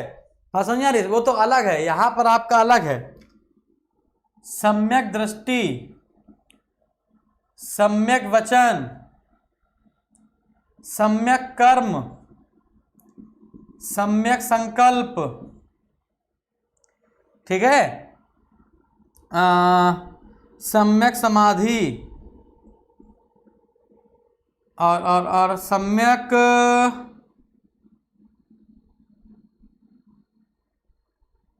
व्यायाम, ठीक है, और क्या होगा भैया, सम्यक स्मृति। एक आपका छूट रहा है, बताइए क्या होगा, सम्यक दृष्टि, सम्यक वचन, सम्यक कर्म, सम्यक संकल्प। एक आपका छूट रहा है बेटा, क्या होगा जल्दी बताइए,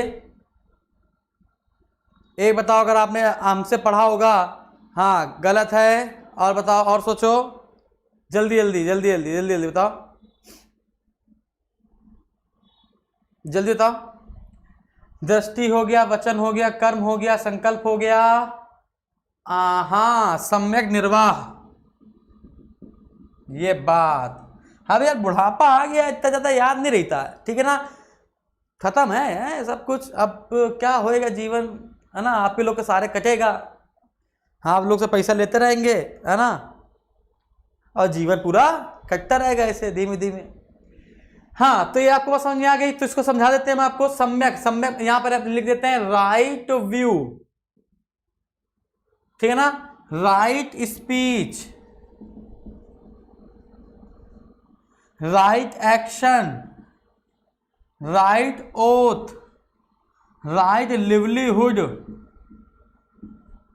राइट एक्सरसाइज, राइट मेमोरी और राइट मेडिटेशन। ठीक है, तो ये हमने आपको इंग्लिश में लिख दिया, जरा देखिएगा। सम्यक दृष्टि मतलब क्या होता है? अच्छा देखना, ठीक है ना, जितनी भी अच्छी चीजें हैं उसको देखिए, उसको एहसास कीजिए, बुरी चीजों को इग्नोर कीजिए। सम्यक वचन, जब भी बोलिए सत्य बोलिए, मीठा बोलिए, अच्छा बोलिए, लोग आकर्षित हों। सम्यक कर्म, है ना, कर्म ऐसे कीजिए ताकि लोग आपको हाथ उठा के आशीर्वाद दे सके। सम्यक संकल्प, है ना, सम्यक संकल्प क्या है? आज से कसम खा लो कि आपकी वजह से कोई व्यक्ति को हानि नहीं पहुंचेगी। सम्यक निर्वाह, राइट लिवलीहुड, जीवन जीने के लिए ऐसा व्यापार चुनो, है ना, जिससे लोग तुम्हें गाली ना दें। मतलब कि पशु हत्या मत करो, मांस काट के मत बेचो, नशीली दवाएं मत बेचो। जो नशा कर रहा है वो तो खुश है, वो तो मैं दुआएं देगा, लेकिन बाकी सारे घर वाले उसके बद्दुआएं देंगे। व्यायाम, व्यायाम ऐसा नहीं कि दिन भर जिम करते रहो, जिम करने के बाद हाथ पैर फुला लो ऐसे करके, ऐसा नहीं। व्यायाम दिमाग से होता है ना। क्या? अच्छी चीजों को याद करने की कोशिश करो और बुरी चीजों को भूलने की कोशिश करो। मेमोरी, इससे तुम्हारी मेमोरी पावर बढ़ जाएगी। ये कब होगा? जब तुम समाधि लोगे। समाधि मतलब ये नहीं कि बैठे बैठे राख हो गए, है ना। समाधि मतलब क्या है? मेडिटेशन, है ना। सुबह एक बार अपने माइंड को कंट्रोल करो, शाम को माइंड को कंट्रोल करो। बात समझ आ रही है? ठीक है ना, कि क्या हमने किया, क्या नहीं किया, हमें क्या करना चाहिए, आगे क्या करना चाहिए। किसी एक चीज को कंट्रोल करने की कोशिश करो, गुस्सा हो, खुशी हो, इन सब चीजों को कंट्रोल करने की कोशिश करो। तो ये आपका मेडिटेशन से संभव है, ठीक है ना, योगा करने से होगा। ठीक है, तो ये हो गया आपका अष्टांगिक मार्ग। ठीक है, बात समझ आ रही है? चलिए आगे बढ़ा जाए।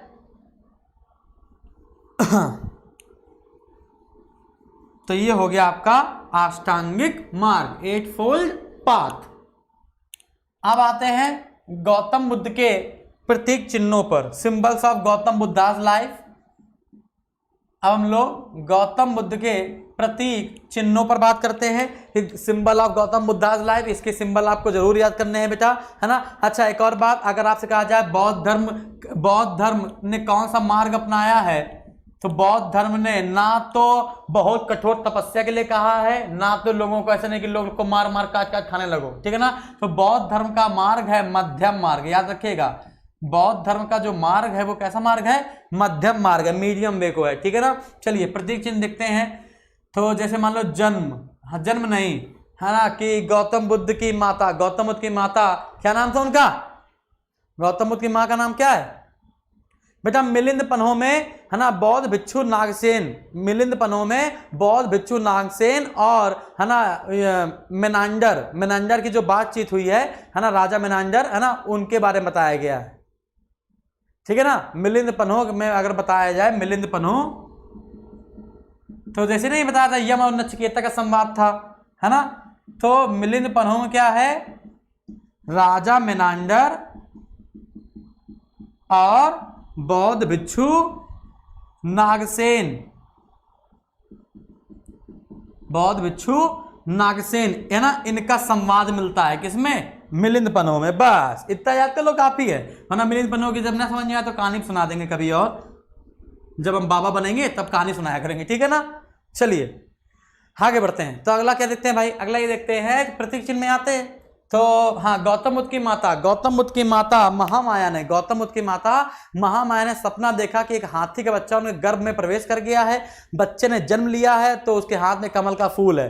बच्चे ने जन्म लिया है तो हाथ में उसके कमल के फूल है ना, और वो घोड़े के साथ घर छोड़कर जा रहा है ना। कुछ इस प्रकार से उन्होंने एक सपना देखा और उसी पर सिंबल बन गए हैं। जैसे हाथी, हाथी क्या है?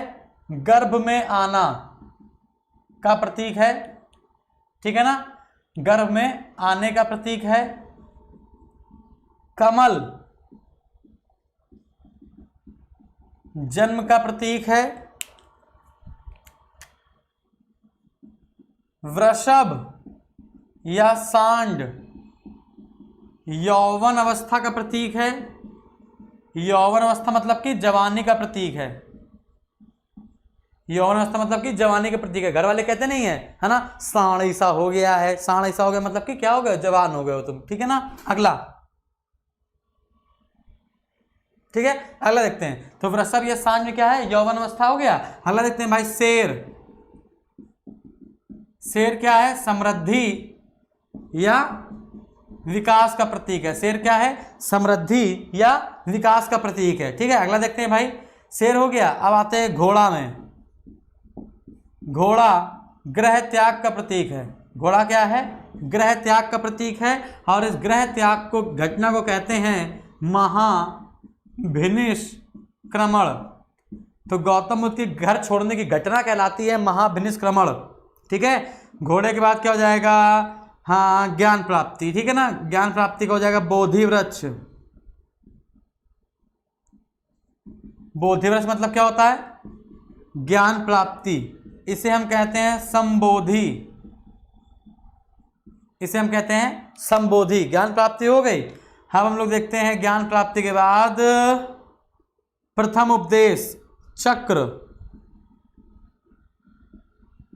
और गौतम बुद्ध के प्रथम उपदेश की घटना कहलाती है, क्या कहलाती है बेटा, जल्दी बताओ, धर्म चक्र प्रवर्तन, ठीक है ना। अब आता है पद चिन्ह, यहां लिख दे क्या।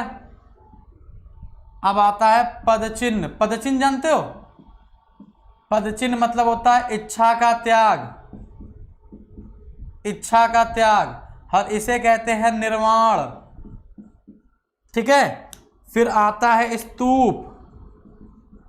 स्तूप इसका मतलब क्या है, मृत्यु, है ना। और इसे हम कहते हैं महापरिनिर्वाण,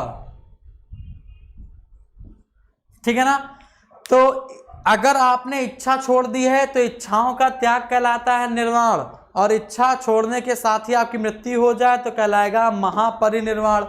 पदचिन्ह मतलब होता है इच्छा का त्याग। पदचिन्ह सब चीजों में कॉमन है। आप मंदिर जाते होगे तो देखा, जिस भी मंदिर जाते होगे दो, अच्छा यहाँ मैं बात बता रहा हूँ, बहुत अच्छे सुनिएगा।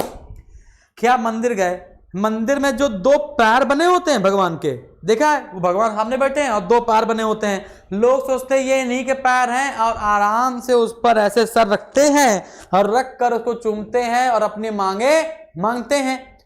अरे अज्ञानता के प्रतीक, जबकि पता होना चाहिए कि जो दो पैर है वो पदचिन्ह है, और पदचिन्ह का मतलब होता है इच्छा का त्याग।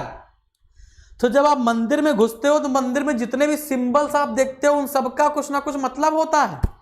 तो आपने जो पदचिन्ह देखा है उसका मतलब होता है भगवान तुम्हें बता रहे हैं, मंदिर तुम्हें बता रहा है, ज्ञान तुम्हें दे जा रहा है कि बेटा इच्छा का त्याग है, तो मंदिर आओ, तुम्हें शांति मिलेगी, अज्ञानता से दूर हो जाओगे, ठीक है ना। यहाँ तुम्हें शांति मिलेगी, सुख मिलेगा, भूत पिशाच प्रेत नहीं आएंगे, ये सब नहीं आएगा, मन को शांति मिलेगी, आराम से बैठो, है ना, भक्ति करते रहो। लेकिन तुम गए वहां पर, तुमने ऐसे पद चिन्ह पर ऐसे पैर रखा, हे भगवान इस बार एक बार आईएएस बनवा दो, ठीक है।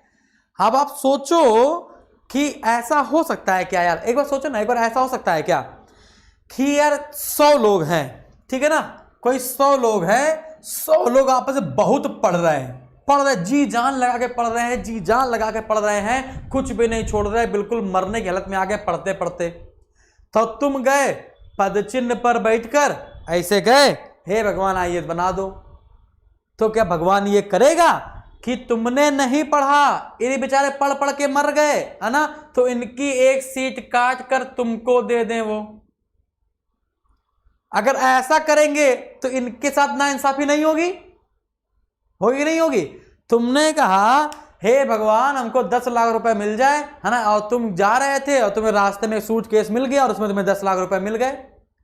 तुम तो भैया वो 10 लाख रुपए को लेकर खुश हो गए, भगवान की पूजा जो करना शुरू कर दी है, बहुत खुश हो गए। नहीं, जिसका गिरा था उससे पूछो, है कि नहीं? क्लियर है? तो ऐसा हो सकता है क्या? ऐसा नहीं करेंगे वो, क्लियर है? यानी कि एक लोग का भला करने के चक्कर में कोई दूसरे का वो बुरा नहीं करेंगे, वो उदासीन बैठे रहते हैं। तो मेरे पास आओ तो शांति मिलेगी, बस, ठीक है ना। चलो, तो ये आपको बात समझ में आ गई होगी, क्लियर है? तो ये आपको बौद्ध धर्म के प्रतीक चिन्ह समझ में आ गए होंगे, इसको याद कर लिया होगा। और बौद्ध धर्म का मार्ग क्या है भैया? तो बौद्ध धर्म का ठीक है। तो बौद्ध धर्म का मार्ग क्या है? तो बौद्ध धर्म का मार्ग है मध्यम मार्ग। कौन सा मार्ग है भैया? मध्यम मार्ग। आपको समझ में आ गया। अगर आपसे कहा जाए गौतम बुद्ध का अंतिम उपदेश जो सुभद्र को दिया था उन्होंने, दिया था, गौतम बुद्ध का अंतिम उपदेश क्या था? तो आपको लगाना है आत्मदीपो भवा आत्म शरणम गच्छा। आत्मदीपो भवा आत्म शरणम गच्छा। इसका मतलब क्या होता है? अपना प्रकाश खुद बनो और तुम ही अपने शरण में आओ। समझ में आ गया? अपना प्रकाश खुद बनो और अपनी शरण में खुद ही चले जाओ कि हमने इतने अच्छे काम कर दिए, हम अपने ही जैसा बनना चाहते हैं, हम किसी और के जैसा नहीं बनना चाहते। ठीक है ना? हम अपने ही आपको इतना विशाल करेंगे कि लोग हमारे जैसा बनना चाहें। ठीक है बेटा, चलो। तो आत्मदीपो भवा आत्म शरणम गच्छा, ये गौतम बुद्ध का अंतिम उपदेश था जो सुभद्र को दिया था।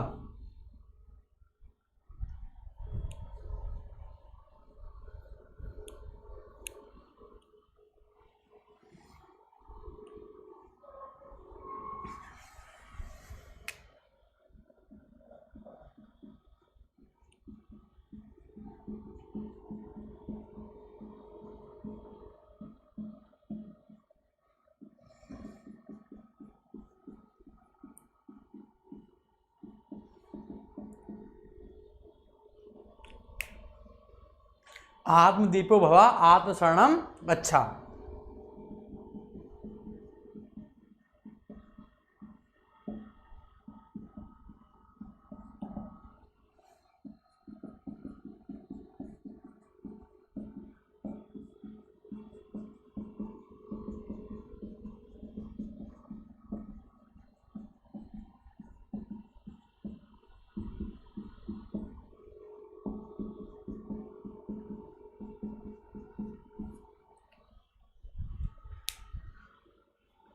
ठीक है बेटा,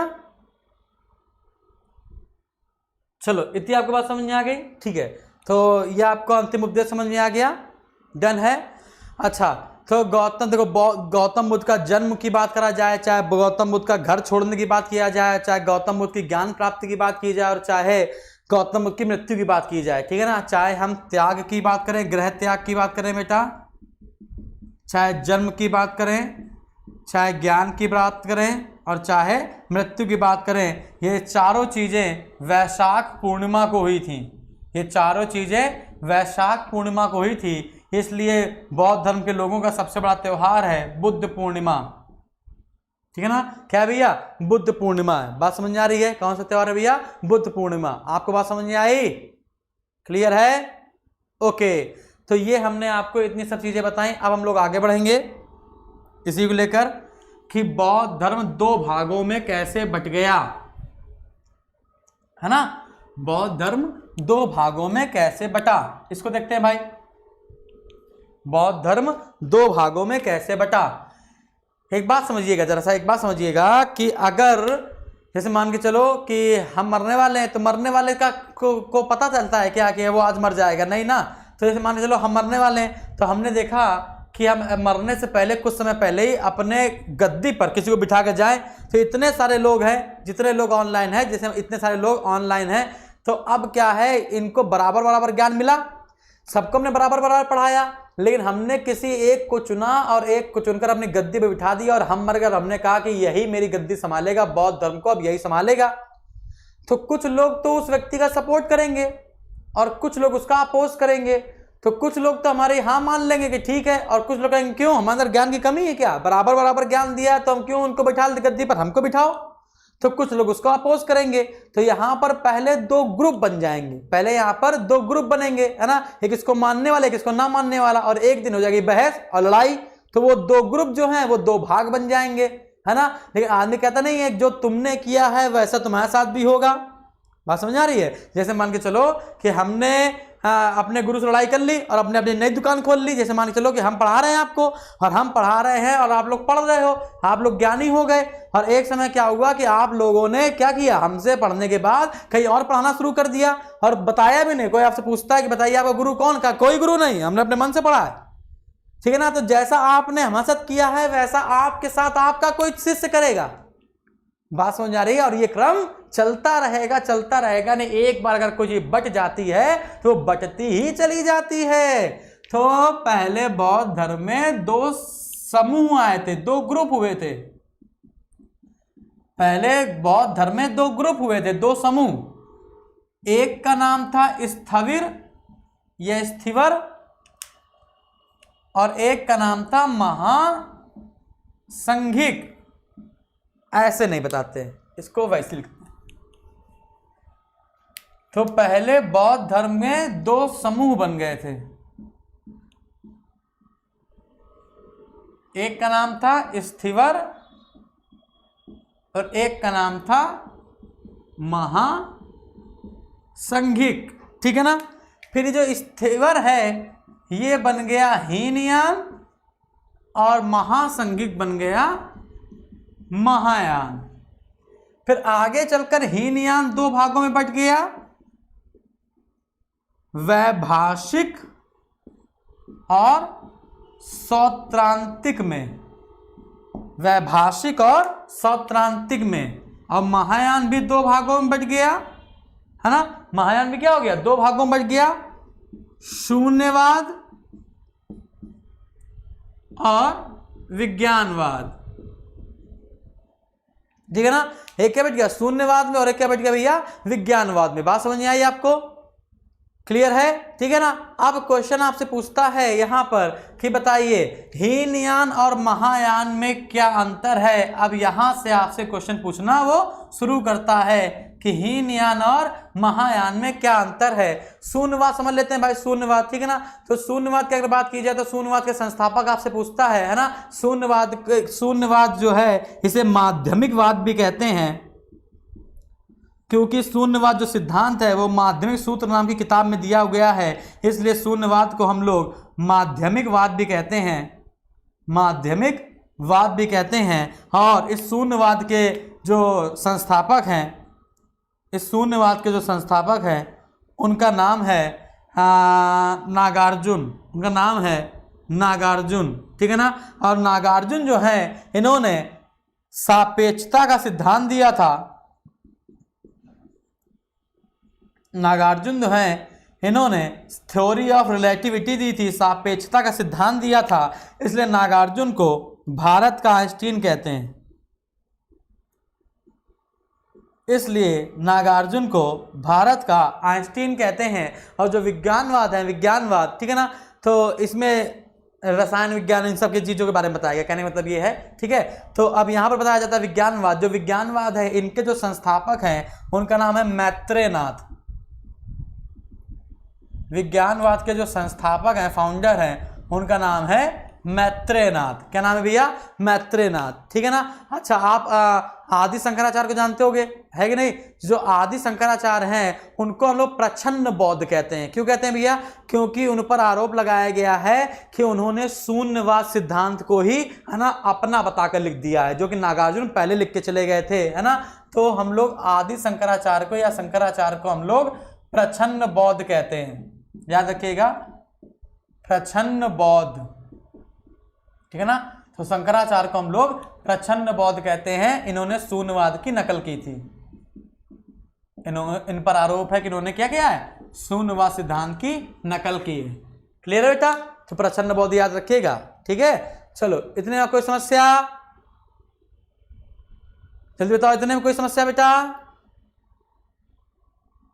जल्दी जल्दी बताओ, जल्दी बताओ, फिर तो आगे बढ़े हम लोग।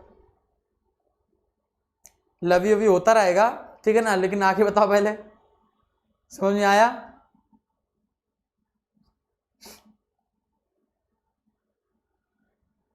आगे बढ़ जाएं।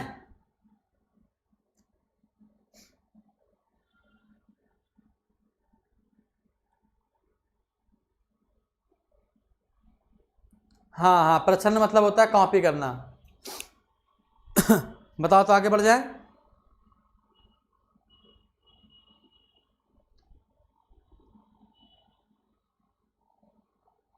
जातक कथा, ठीक है, चलो जातक कथा के बारे में बता देते हैं, जातक कथा के बारे में समझा देते हैं। गौतम बुद्ध को हम लोग भगवान का अवतार मानते हैं, ठीक है ना। तो अवतार मानते हैं तो उनके पहले भी अवतार हुए होंगे। तो गौतम बुद्ध के पूर्व जन्मों की कहानियों को, गौतम बुद्ध के पूर्व जन्मों की कहानियों को हम लोग जातक कहते हैं। और जातक कहानियों का समूह है, इसमें 549 कहानियां हैं। कभी कभी लिखा रहता है, हाँ कभी कभी लिखा रहता है, ठीक है ना, 552, ठीक है ना, याद रखिएगा। तो इसको हम रफ कर दें, फिर आपको हीन यान महायान में अंतर बता दें, ठीक है ना। तो जातक के बारे में बता दिया हमने आपको, जातक क्या है, तक लगाना गौतम बुद्ध के पूर्व जन्मों की कहानियां, गौतम बुद्ध के पूर्व जन्मों की कहानियां, गौतम बुद्ध के पूर्व जन्मों की कहानियां क्या है, जातक है। इन कहानियों की संख्या 552 और कभी कभी 549 ऑप्शन में होता है ना, 552 होगा या तो 549 होगा, ठीक है। चलो आगे बढ़ते हैं। तो हम लोग अब हीन यान और महायान में अंतर देखेंगे, है ना, कि हीन यान क्या है भैया और महायान क्या है। तो हीन यान महायान में अंतर देखेंगे और अंतर देखने के बाद हम लोग थोड़ा सा और आगे बढ़ेंगे। अभी बहुत सारी चीजें बाकी हुई है ना, अभी तो आपकी संगीतियां बाकी हैं, ठीक है ना। तो आज हम इसको पूरा खत्म करके ही मानेंगे, ठीक है ना। आज को हम लोग क्या करेंगे, पूरा खत्म करके ही मानेंगे। तो हम लोग देखते हैं भाई कि बौद्ध धर्म में हीन यान और महायान, बौद्ध धर्म में हीन यान और महायान।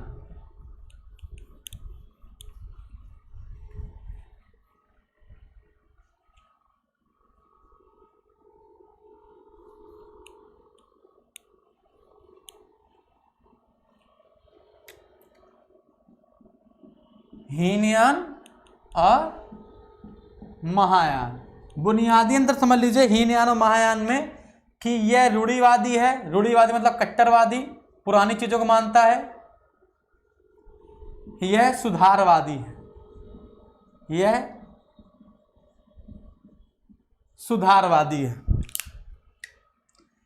यह पाली भाषा में है, यह संस्कृत में है। यह बुद्ध को ईश्वर नहीं मानता, कहता गौतम बुद्ध कोई ईश्वर नहीं थे। यह बुद्ध को ईश्वर नहीं मानता, यह बुद्ध को ईश्वर मानता है। अब जो ईश्वर मानेगा वो मूर्ति पूजा करेगा, बुद्ध की मूर्ति पूजा करते हैं। और गौतम बुद्ध ही पहले व्यक्ति हैं जिनकी पूजा की गई थी, ठीक है ना। कि अगर आज कहिए संसार में पूजित सबसे पहली मानव प्रतिमा कौन सी थी, मानव प्रतिमा तो आप बताएंगे मनुष्य की प्रतिमा कौन सी थी, तो बुद्ध की, ठीक है ना। और कोई किसने की थी, महायान के लोगों ने की थी। और ये बुद्ध की मूर्ति पूजा नहीं करते।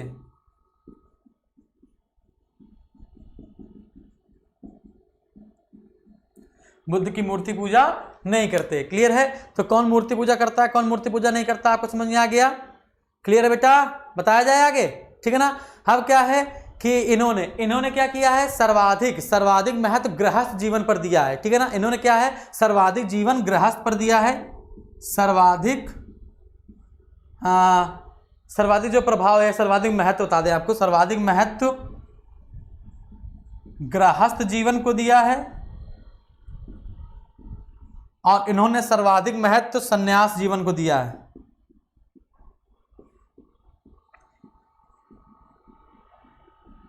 इन्होंने सर्वाधिक महत्व सन्यासी जीवन को दिया है, ठीक है ना, क्लियर है बेटा, डन है। इन्होंने क्या किया, इन्होंने अनेक भिक्षुओं के मंदिर बनाए, तो इन्होंने मंदिर नहीं बनाए होंगे, ठीक है। इन्होंने मंदिर बनाए हैं तो इन्होंने मंदिर नहीं बनाए होंगे, ठीक है ना। तो अनेक भिक्षुओं के मंदिर बनाए गए।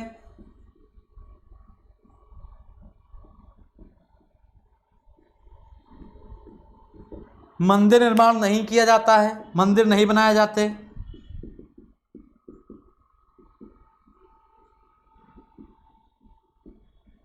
ठीक है ना।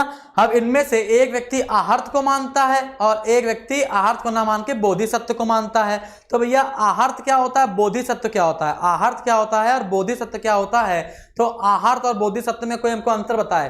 तो जो हीनयान है वो आहर्त को मानते हैं, जो हीनयान है वो आहर्त को मानते हैं, ठीक है ना।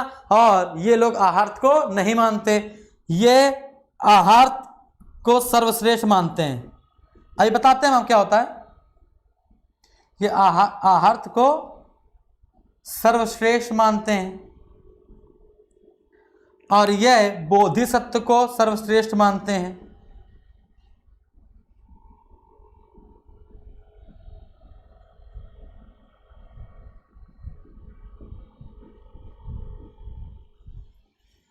ये बोधिसत्व को सर्वश्रेष्ठ मानते हैं, ठीक है ना। तो भाई देखते हैं कितने अंतर बता दिया हमने आपको, 1 2 3 4 5 6 7, बहुत है यार 7, ठीक है ना। तो और बता देते हैं, और बताते हैं जो हीनयान है, जो हीनयान है वो आपका थाईलैंड में माना जाता है। जो थाईलैंड है वो हीनयान का, थाईलैंड हो गया है ना, बर्मा हो गया, ठीक है ना। जो थाईलैंड है, थाईलैंड हो गया, बर्मा हो गया, तो ये क्या है, ये हीनयान से संबंधित है ना। और जो चीन हो गया, जापान हो गया, कोरिया हो गया, ये आपका महायान से संबंधित है, ठीक है ना। तो आपको यहाँ पर 3 याद कर लेने हैं, ठीक है। यहाँ पर आपको 3 देश बताते हैं हीनयान वाले देश। इसको थोड़ा सा और ऊपर लिख देते हैं, इसको भी ऊपर लिख देते हैं, दिखेगा ना, हाँ दिखेगा। तो श्रीलंका, थाईलैंड और म्यांमार, तो इन 3 देशों में हीनयान के लोग ज्यादा मिलते हैं। हाँ बेटा बिल्कुल सही, आहर्त मतलब बिल्कुल सही बताया है सरोज ने। महायान देख लेते हैं, चीन, जापान,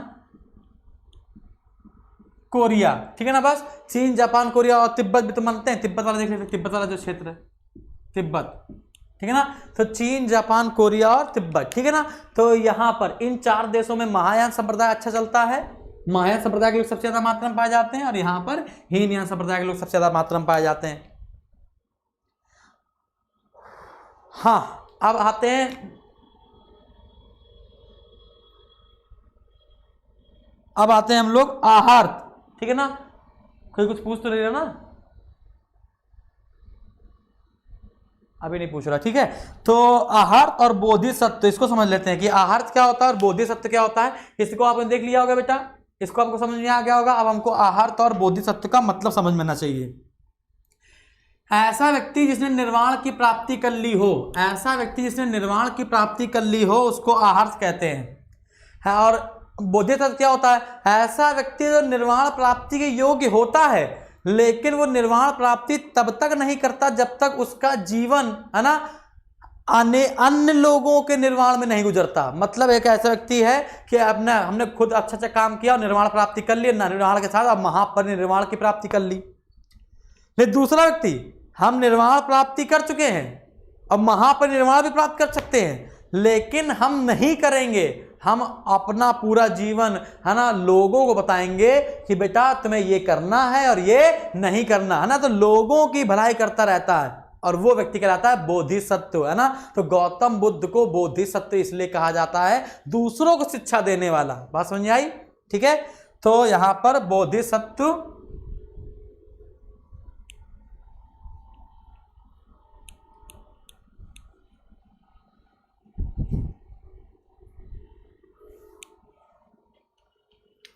अर्थ क्या होगा, ऐसा व्यक्ति जिसने निर्वाण प्राप्त कर लिया हो,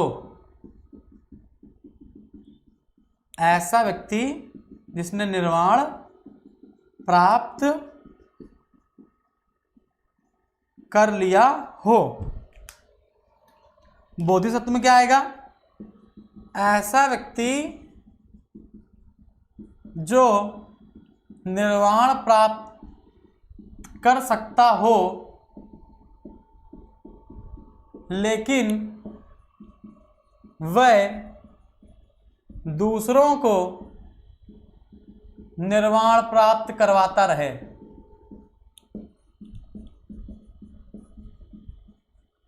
या दूसरों को शिक्षा देता रहे, तो उसे क्या कहते हैं भैया, बोधिसत्व।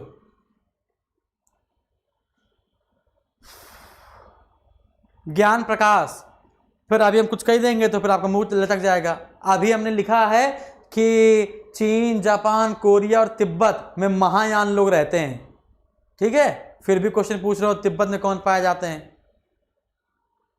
2 लोग को ब्लॉक कर चुके, तीसरा नंबर आपका लग जाएगा, ठीक है। हम पूछने के लिए मना नहीं करते हैं, लेकिन हम आंखों और कान पर पहले विश्वास तो करो, ना बताएं तो पूछो।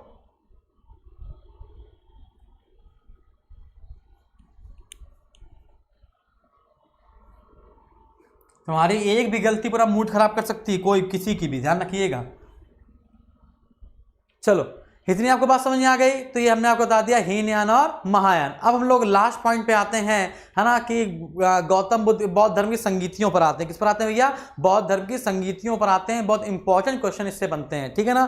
तो बौद्ध धर्म के हम आपको टोटल, है ना, कितनी 6 संगीतियां बताएंगे। 6 क्या 5 हैं, ठीक है ना। 5 संगीतियां आपको बताते हैं। 3 शब्द याद कर लो, 3 शब्द याद कर लो। रवा पका, ये 3 शब्द याद कर लो तो ज्यादा समस्या नहीं होगी। अका अका और मासा मोव, ठीक है ना। मासा मोव। गौतम बुद्ध की मृत्यु हुई थी 483 बीसी में। 100 जोड़ दो, जोड़ेंगे तो 383 बीसी आ जाएगा।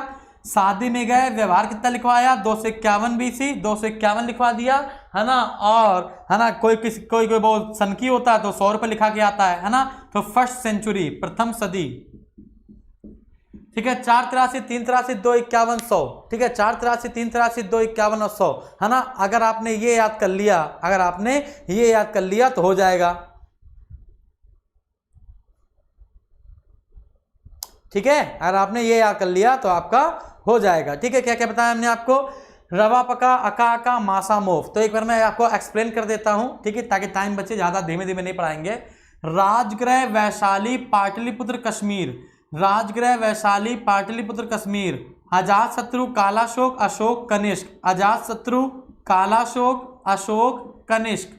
महाकश्यप साबक मीर मोगलीपुत्र वसुमित्र, महाकश्यप साबक मीर मोगलीपुत्र वसुमित्र, महाकश्यप साबक मीर मोगलीपुत्र और वसुमित्र। राजगृह वैशाली पाटलिपुत्र कश्मीर, राजगृह वैशाली पाटलिपुत्र कश्मीर, राजगृह वैशाली पाटलिपुत्र कश्मीर। अजातशत्रु कालाशोक अशोक कनिष्क, अजातशत्रु कालाशोक अशोक कनिष्क। महाकश्यप साबक मीर मोगलीपुत्र और वसुमित्र। बस इतना आपको रट्टा मार लेना है, ठीक है। इतना आपको रट लेना है बिल्कुल तरीके से।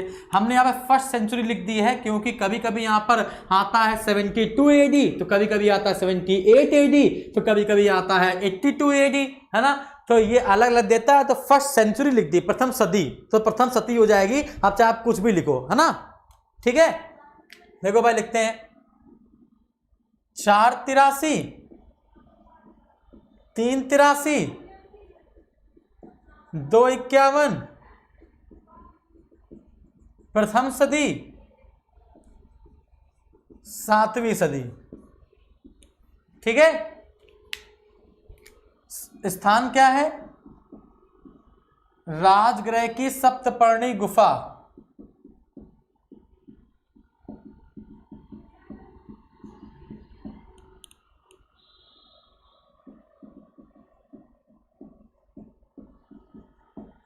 रवा पका था ना, ये वास हो जाएगा वैशाली, पका पास हो जाएगा पाटलिपुत्र, और का से हो जाएगा कुंडलवन या कश्मीर। कुंडलवन कहाँ पड़ता है? यहाँ पे कश्मीर में। और हर्षवर्धन की राजधानी थी कन्नौज। का से कुंडलवन, का से कन्नौज, ठीक है। राजा कौन था? अका अका, अजातशत्रु कालाशोक अशोक कनिष्क हर्षवर्धन। अका हो गया। मासा मोव में आते हैं, मासा मोव, महाकश्यप साबक मीर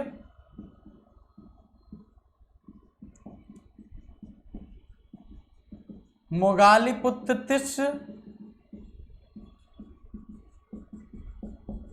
वसुमित्र हुएनसांग। अब आते हैं अध्यक्ष में। अध्यक्ष ये हो गया, ये हो गया। ये देखो, ये है समय, ये समय का काल चक्र है, ये स्थान है, ये राजा है शासक, ये अध्यक्ष हैं। और अब हम लिखने जा रहे हैं उपाध्यक्ष।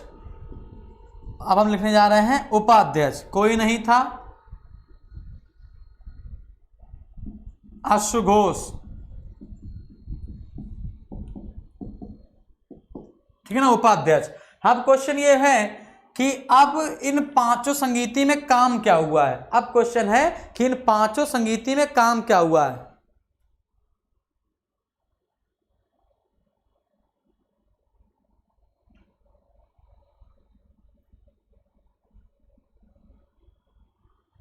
चलो तो हाँ, तो देखते हैं भाई। तो अब जैसे ज्ञान प्रकाश कह रहे हैं हम देख नहीं पाए। बेटा तो क्या कर रहे हो यहाँ पर, देख नहीं पाए हो यार, देख नहीं पा रहे हो, सुन नहीं पा रहे हो, तो क्या कर रहे हो यहाँ पर।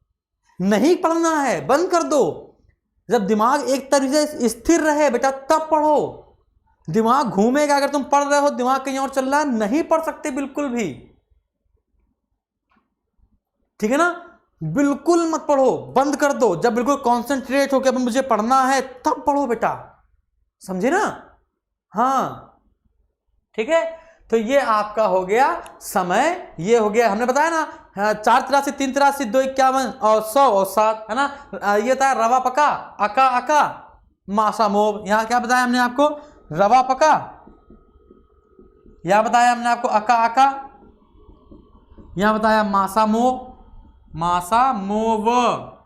ठीक है ना। और उपाध्याय सिर्फ एक ही उपाध्याय है, वसुमित्र साथ अश्वघोष। समझ में आ गया। अब क्वेश्चन है कि क्या क्या हुआ। अब क्वेश्चन है कार्य क्या क्या हुए। तो यहां पर हम इसको इन दोनों को रफ कर देते हैं, है ना, और बताते हैं पहली संगीति में काम क्या हुआ और दूसरी संगीति में काम क्या हुआ। कार्य देखते हैं, कार्य।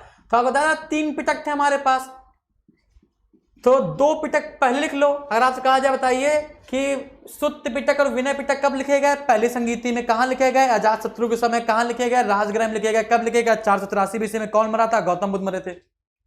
इसमें क्या हुआ है ना। तीसरा पिटक क्या होगा, अभिधम्म पिटक। अभिधम्म पिटक तीसरे में लिखा जाएगा, तीसरी संगीति में, अभिधम्म पिटक। तो सुत्त पिटक विनय पिटक पहले में लिख लिए गए, अभिधम्म पिटक तीसरे में लिख लिए जाएंगे। बात समझ आई। इसके बाद है ना, अब क्या होगा, यहां पर क्या है, इसके समय 2 ग्रुप बन जाएंगे, 2 ग्रुप बन जाएंगे, एक स्थीवर का और एक महासंगिक का। यहां पर 2 ग्रुप बन जाएंगे, दूसरे वाली संगीति में 2 ग्रुप बन जाएंगे। ठीक है ना। और चौथी संगीति में ये 2 भाग बन जाएंगे, स्थीवर बन जाएगा हीनयान और महासंगिक बन जाएगा महायान। ठीक है ना। और 5वीं वाली संगीति में है ना, हर्षवर्धन महायान को अच्छा मान रहा है, हीनयान को नहीं। जो मंदिर बनाते हैं, जो बुद्ध को ईश्वर मानते हैं, जो बुद्ध की मूर्ति पूजा करते हैं, उनको ये अच्छा मान रहा है। मतलब ये महायान को अच्छा मान रहा है, महायान को अच्छा माना। इधर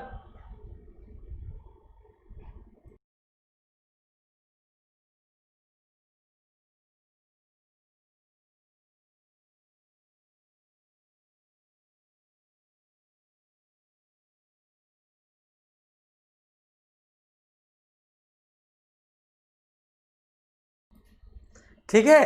तो यहां पर हर्षवर्धन क्या है, महायान को क्या भी इसने अच्छा माना था। याद रखिएगा, हर्षवर्धन बौद्ध धर्म की किस शाखा को मानता है। ठीक है, तो हर्षवर्धन बौद्ध धर्म की महायान शाखा को मानता है। इतनी बात क्लियर है, इतने में कोई दिक्कत बेटा नहीं। तो यहां पर आपको काम कैसे याद होंगे, तो 2 पिटक लिख लिए, फिर तीसरा पिटक तीसरे में लिखेंगे, फिर यहां दूसरे में, हाँ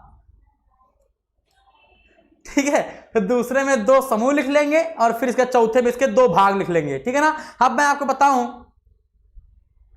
बताऊं, ठीक है ना।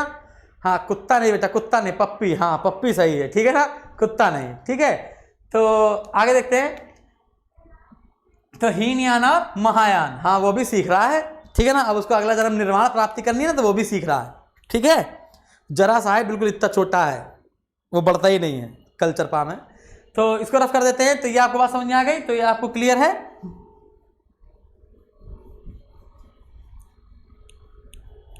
वो सोच रहा है कि ये ऐसे कैसे चिल्ला रहे हैं, सामने कोई है भी नहीं, ये चिल्ला चले जा रहे हैं, इसलिए वो चिल्ला रहा है, कौन है। ठीक है, चलो हर्षवर्धन किसको माना, महायान को माना। ठीक है, जिसके घर में होते हैं पप्पी अप्पी या फिर डॉग, है ना, उसको पता चलता है उसकी कीमत क्या है, एहसास होता है कि कोई है, अच्छा व्यक्ति है ना। चलो अब उठा के नहीं दिखाएंगे। ठीक है ना। चलो देखो समझो। तो इतनी आपको बात समझ में आ गई बेटा, इतनी आपको बात क्लियर है। तो ये हमने आपको बता दिए है, ये हमने आपको बता दिए कि बौद्ध संगीतियां। क्लियर है आपको, हमने क्या बता दिया, बौद्ध संगीतियां। अच्छा है ना। वो क्या बताया कि एक था भैया हीनयान, एक क्या था, महायान। हम मैं आपको बताऊं बौद्ध धर्म आगे चल के दो भागों में और बट गया, ये हीनयान और महायान तो दो दो भागों में बटे ही बटे, है ना। आगे चल के दो भाग और भी निकल आए, एक का नाम है काल चक्रायान, एक का नाम है काल चक्रायान और एक का नाम है वज्रयान,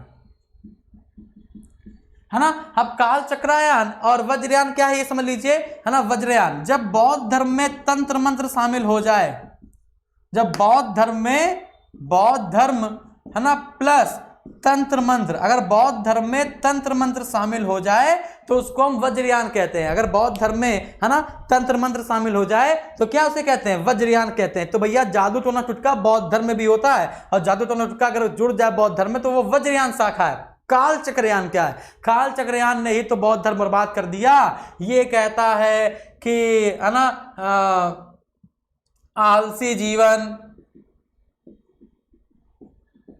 है ना, सुखमयी जीवन, भोग विलास,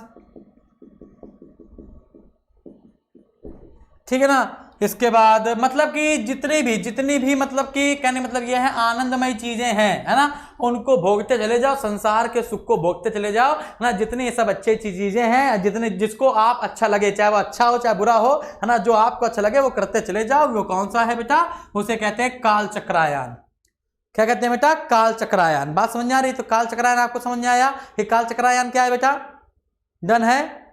हाँ, तो काल चक्रायन आपको समझ में आ गया। अब आज का लास्ट, है ना, मांस मदिरा, है ना, ये सब आप इसमें अलाउ है। काल चक्रायन में मांस मदिरा ये सब कुछ अलाउ है बेटा, मांस मदिरा मैथुन ये सेक्स, है ना, ये सब कुछ अलाउ है। हर चीज ये अलाउ करता है। सुखमय जीवन, आलसी जीवन, है ना, ये जीवन आपको है कौन सा यान, काल चक्रायन। इसी ने क्या कर दिया, सब कुछ बर्बाद कर दिया। इसी ने सब कुछ बौद्ध धर्म की पूरी इसी कर दी। बात क्लियर है बेटा, डन है। चलिए अब हम लोग किस पर बात करेंगे, अब हम लोग बात करेंगे, लास्ट बात होगी कि बौद्ध धर्म किस चीज को मानता है और बौद्ध धर्म किस चीज को नहीं मानता। तो बौद्ध धर्म किस चीज को स्वीकार करता है और किस चीज को स्वीकार नहीं करता, जो बहुत इंपॉर्टेंट क्वेश्चन आते हैं इससे, ठीक है ना।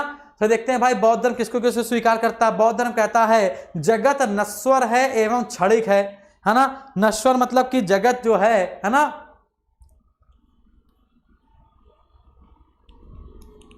मर सकता है, जगत के लोग मर सकते हैं। क्षणिक है मतलब कि परिवर्तनशील है, ठीक है ना। तो बौद्ध धर्म, ये आपको पॉइंट याद करना पड़ेगा। अगर आप अच्छा पेपर देने जा रहे हो तो ये आपको याद करना पड़ेगा। बौद्ध धर्म स्वीकार करता है, बौद्ध धर्म क्या स्वीकार करता है समझ लिए। बौद्ध धर्म क्या क्या स्वीकार करता है, कर्मवाद स्वीकार करता है। कहता है कर्म से शरीर का निर्माण होता है, कर्म से शरीर का निर्माण हो जाता है, शरीर मरने के बाद जो कर्म बचता है उसी से पुनर्जन्म होता है, ठीक है ना। तो कर्मवाद को स्वीकार करता है। यहां हमने क्या लिखेंगे भैया, कर्म, ये लिख देते हैं पूरा पूरा। कर्म से शरीर का निर्माण होता है, शरीर समाप्त होने के बाद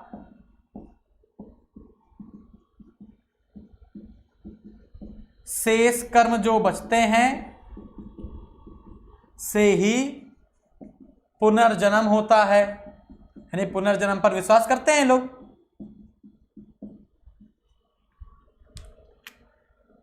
जगत नश्वर है व क्षणिक है।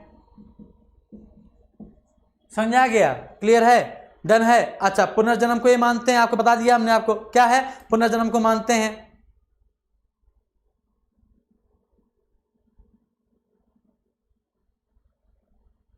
चलिए आगे बढ़ते हैं, ठीक है ना। तो अब क्या बताते हैं कि जगत परिवर्तनशील है, मतलब कि कोई भी चीज ऐसा नहीं कि नित्य है, क्या है, अनित्यवादी है, अनित्यवादी या क्षणिकवादी है। कहने मतलब ये है आत्मा पर विश्वास नहीं करते बेटा, है ना। तो जगत अनित्यवादी या क्षणिकवाद है, मतलब संसार में कुछ भी स्थिर नहीं है, संसार में कुछ भी स्थिर नहीं है,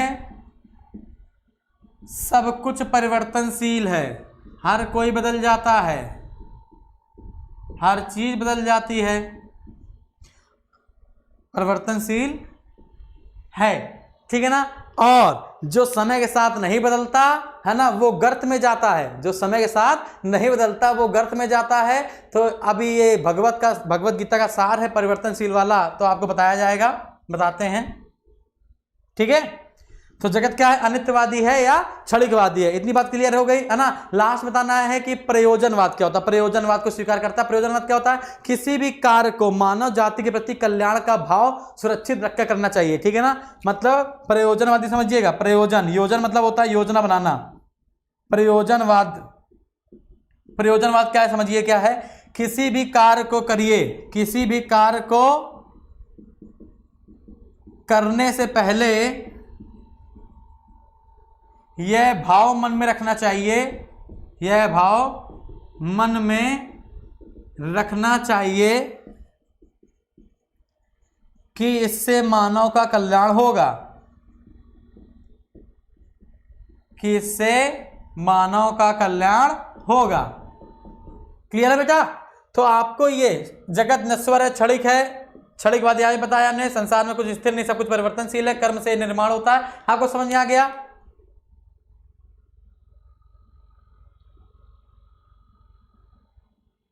हाँ, तो अब ये हमने बता दिया क्या क्या स्वीकार करते हैं। ठीक है ना, अब आपको याद करना है क्या क्या स्वीकार नहीं करते। तो आत्मा का कोई अस्तित्व नहीं होता, ईश्वर का कोई अस्तित्व नहीं होता, सांसारिक मोह माया में पड़ना व्यर्थ है, ज्यादा तपस्या करना, अपने शरीर को परेशान करना भी व्यर्थ है ना, ब्राह्मणवाद और कर्मकांड को ज्यादा बढ़ावा देना भी क्या है, व्यर्थ है। ठीक है ना, तो बस ये है अस्वीकार। इसको रफ कर दे बेटा, बहुत आसान है। मानव की भलाई सर्वश्रेष्ठ भलाई है, तो कोई हमारा भला करता नहीं है। तब आते हैं अस्वीकार में, आते हैं, लास्ट है आज का। बौद्ध धर्म ने किस चीज को अस्वीकार किया है भैया, तो अनात्मावादी।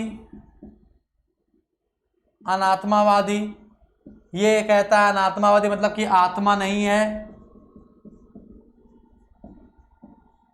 अनीश्वरवादी, ईश्वर नहीं है।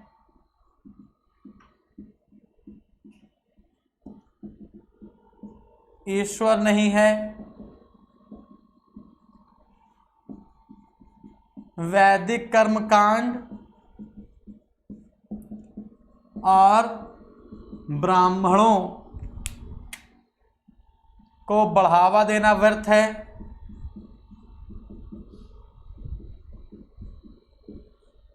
ठीक है, कठोर तपस्या करना व्यर्थ है। मध्यम मार्ग को अपनाओ, कठोर तपस्या कर शरीर को परेशान करना, जैसे जैन धर्म में होता है, परेशान करना व्यर्थ है। बात समझ आई बेटा। और सांसारिक मोह माया में लिप्त रहना क्या है, घातक है। ठीक है, सांसारिक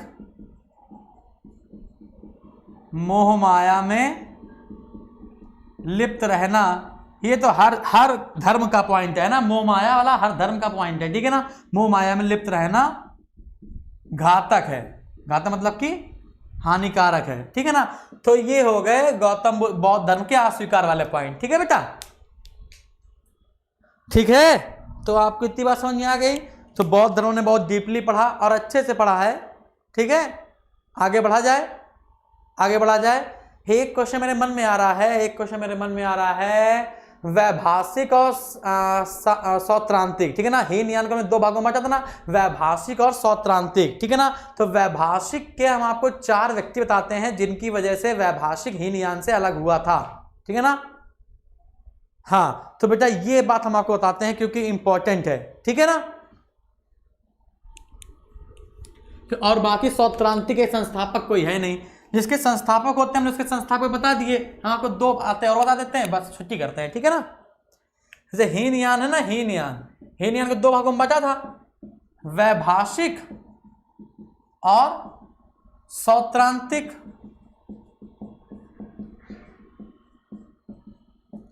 ये कहता है ज्ञान ही प्रमाण है, ज्ञान ही प्रमाण पत्र होता है कि आपसे बेहतर कोई नहीं। ठीक है ना। ज्ञान ही, किसी का ज्ञान ही प्रमाण होता है कि इसको कोई हरा सकता नहीं है ना। और ये क्या कहता है, ज्ञान दीपक के समान है। दोनों में स्टेटमेंट में अंतर है थोड़ा सा। ज्ञान दीपक के समान है जो स्वतः प्रकाशित होता रहता है, ठीक है ना। तो आपसे अगर आपसे पूछ दे कि किसका कौन सा मत है तो आपको बताना ज्ञान ही प्रमाण है, वैभाषिक ज्ञान दीपक की तरह है जो स्वयं प्रकाशित होता रहता है। अब आप बुनियादी अंतर समझ रहे हो, ज्ञान ही प्रमाण है। मुझे ज्ञान है, जब तक मैं दिखाऊंगा नहीं तब तक लोगों को समझ में कहाँ आएगा कि मुझे कुछ आता भी है ना। शकल से तो नहीं कहता अरे ये पढ़ाता होगा क्या, अरे इसको कुछ आता होगा क्या, है ना। तो ये वैभाषिक का ज्ञान है, लेकिन दिखाना जरूरी है। दिखाओगे तो पता चलेगा लोगों को, तब वो तुम्हारे सामने झुकेंगे, है ना। और स्वतंत्र कहता नहीं, आपके अंदर ज्ञान है तो वो अपने आप दिख जाएगा, और अपने आप दिख जाएगा, ऐसा बताता है स्वतंत्र।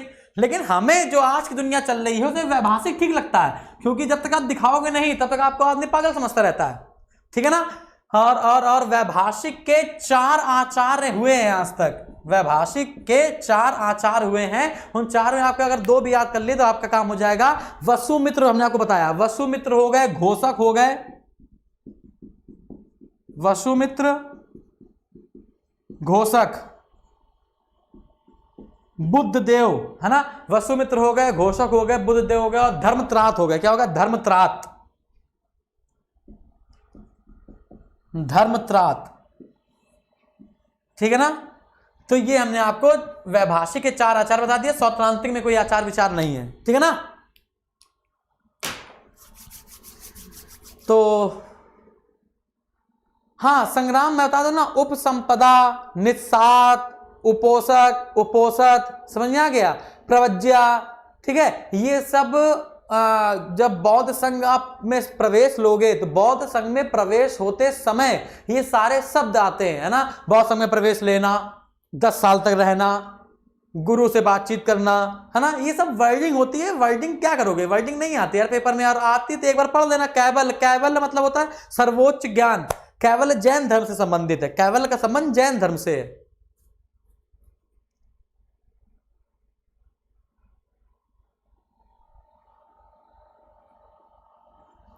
दीपाली मौर्य कह रहे सर लास्ट में बताते जाइए कि आप भगवान में बिलीव करते हैं कि नहीं। अरे बिल्कुल बिलीव करते हैं भाई, बिल्कुल बिलीव करते हैं, है ना। हम बिलीव करते हैं, लेकिन 99% हार्डवर्क पर और 1% लक पर बिलीव करते हैं। हम जब जाते हैं, पेपर ऐसे होता है तो मैं दिन भर पढ़ता हूं, पढ़ने के बाद लास्ट में कहीं ना कहीं हमें भगवान से एक बार कहते हैं कि हे भगवान सब कुछ अच्छा हो, क्योंकि मुझे पता है आज मेरा सिलेक्शन अगर नहीं हो रहा है तो कहीं ना कहीं वो 1% लक ही साथ नहीं देता, ठीक है ना। और कभी कभी होता है जिसका लक साथ दे जाता है, जो पढ़ता है वही पेपर में आता है। मैंने बहुत बार ऐसे देखा है, ट्रेन में कोई व्यक्ति किताब लेकर पढ़ रहा है, वो पेपर नहीं कर पाता है, लेकिन बगल वाला उसके ऐसे खड़े होकर वही किताब देख रहा होता है, वो क्वेश्चन देख लेता है जो पेपर में आया होता है। तो उसका लक है, उसका लक है। बात समझ आ रही है, क्लियर है। चलिए, तो लाफिंग बुद्धा, यार ऐसे है लाफिंग बुद्धा का अपने कहानी है। लाफिंग बुद्धा वो जो है ना यक्ष यक्षिणी होते हैं, ठीक है ना। लाफिंग बुद्धा में है ना गौतम बुद्ध को हम लोग क्या मानते हैं, है ना, एक होता है यक्ष, एक होता है यक्षिणी, एक होता है यक्ष, एक होता है यक्षिणी, ठीक है ना। वो जो सांसारिक मोह माया से परे होते हैं उनको हम यक्ष और यक्षिणी कहते हैं, है ना। इनको क्या है, यक्ष यक्षिणी को, है ना। अब देखो ये 2 प्रकार के होते हैं, एक होता है अच्छा और एक होता है खराब, ठीक है ना। तो जो खराब होते हैं, जो यक्ष यक्षिणी खराब होते हैं, है ना, वो अब मानिए तो मानिए, नहीं माना तो नहीं मान, लेकिन मानना तो पड़ेगा। जो खराब यक्ष यक्षिणी होते हैं वो दूसरे मनुष्य का भक्षण करके जीवित रहते हैं, दूसरे मनुष्य को अपने बस में करके, है ना, उसका शरीर ले लेके जीवित रहते हैं, ठीक है ना। अमर होते हैं लेकिन दूसरे का शरीर लेके जीवित रहते हैं। और जो अच्छे होते हैं वो आपके घर में अगर प्रवेश कर गए, आपसे दोस्ती हो गई, है ना, तो आपके घर में खुशियों की बारिश हो जाएगी, धन वर्षा सब कुछ होने लगेगी। बात समझ आ रही। तो 2 प्रकार के होते हैं, एक महिला होती है तो यक्षिणी, और पुरुष है तो यक्ष, है ना। 2 प्रकार के, दुनिया में 2 ही प्रकार के लोग होते हैं, ठीक है ना। तो ये अपना अलग है। तो लाफिंग बुद्धा एक यक्ष के रूप में माने जाते हैं, अच्छे। इसलिए एक बात ध्यान होगा आपने कि महाभारत में बताया था जब 5 पांडव गए थे तो यक्ष निकला था एक नदी से, है ना, मेरे 5 सवालों को उत्तर दीजिए, है ना। तो वही होता है यक्ष, में उसी को लाफिंग बुद्धा के नाम से जानते हैं। ठीक है, चलते हैं भैया, थैंक यू। तो अभी हम आपको गौतम बुद्ध का जीवन परिचय भेज देंगे, तो उसको भी पढ़ लीजिएगा, ठीक है, अच्छे से नोट्स बना लीजिएगा। हाँ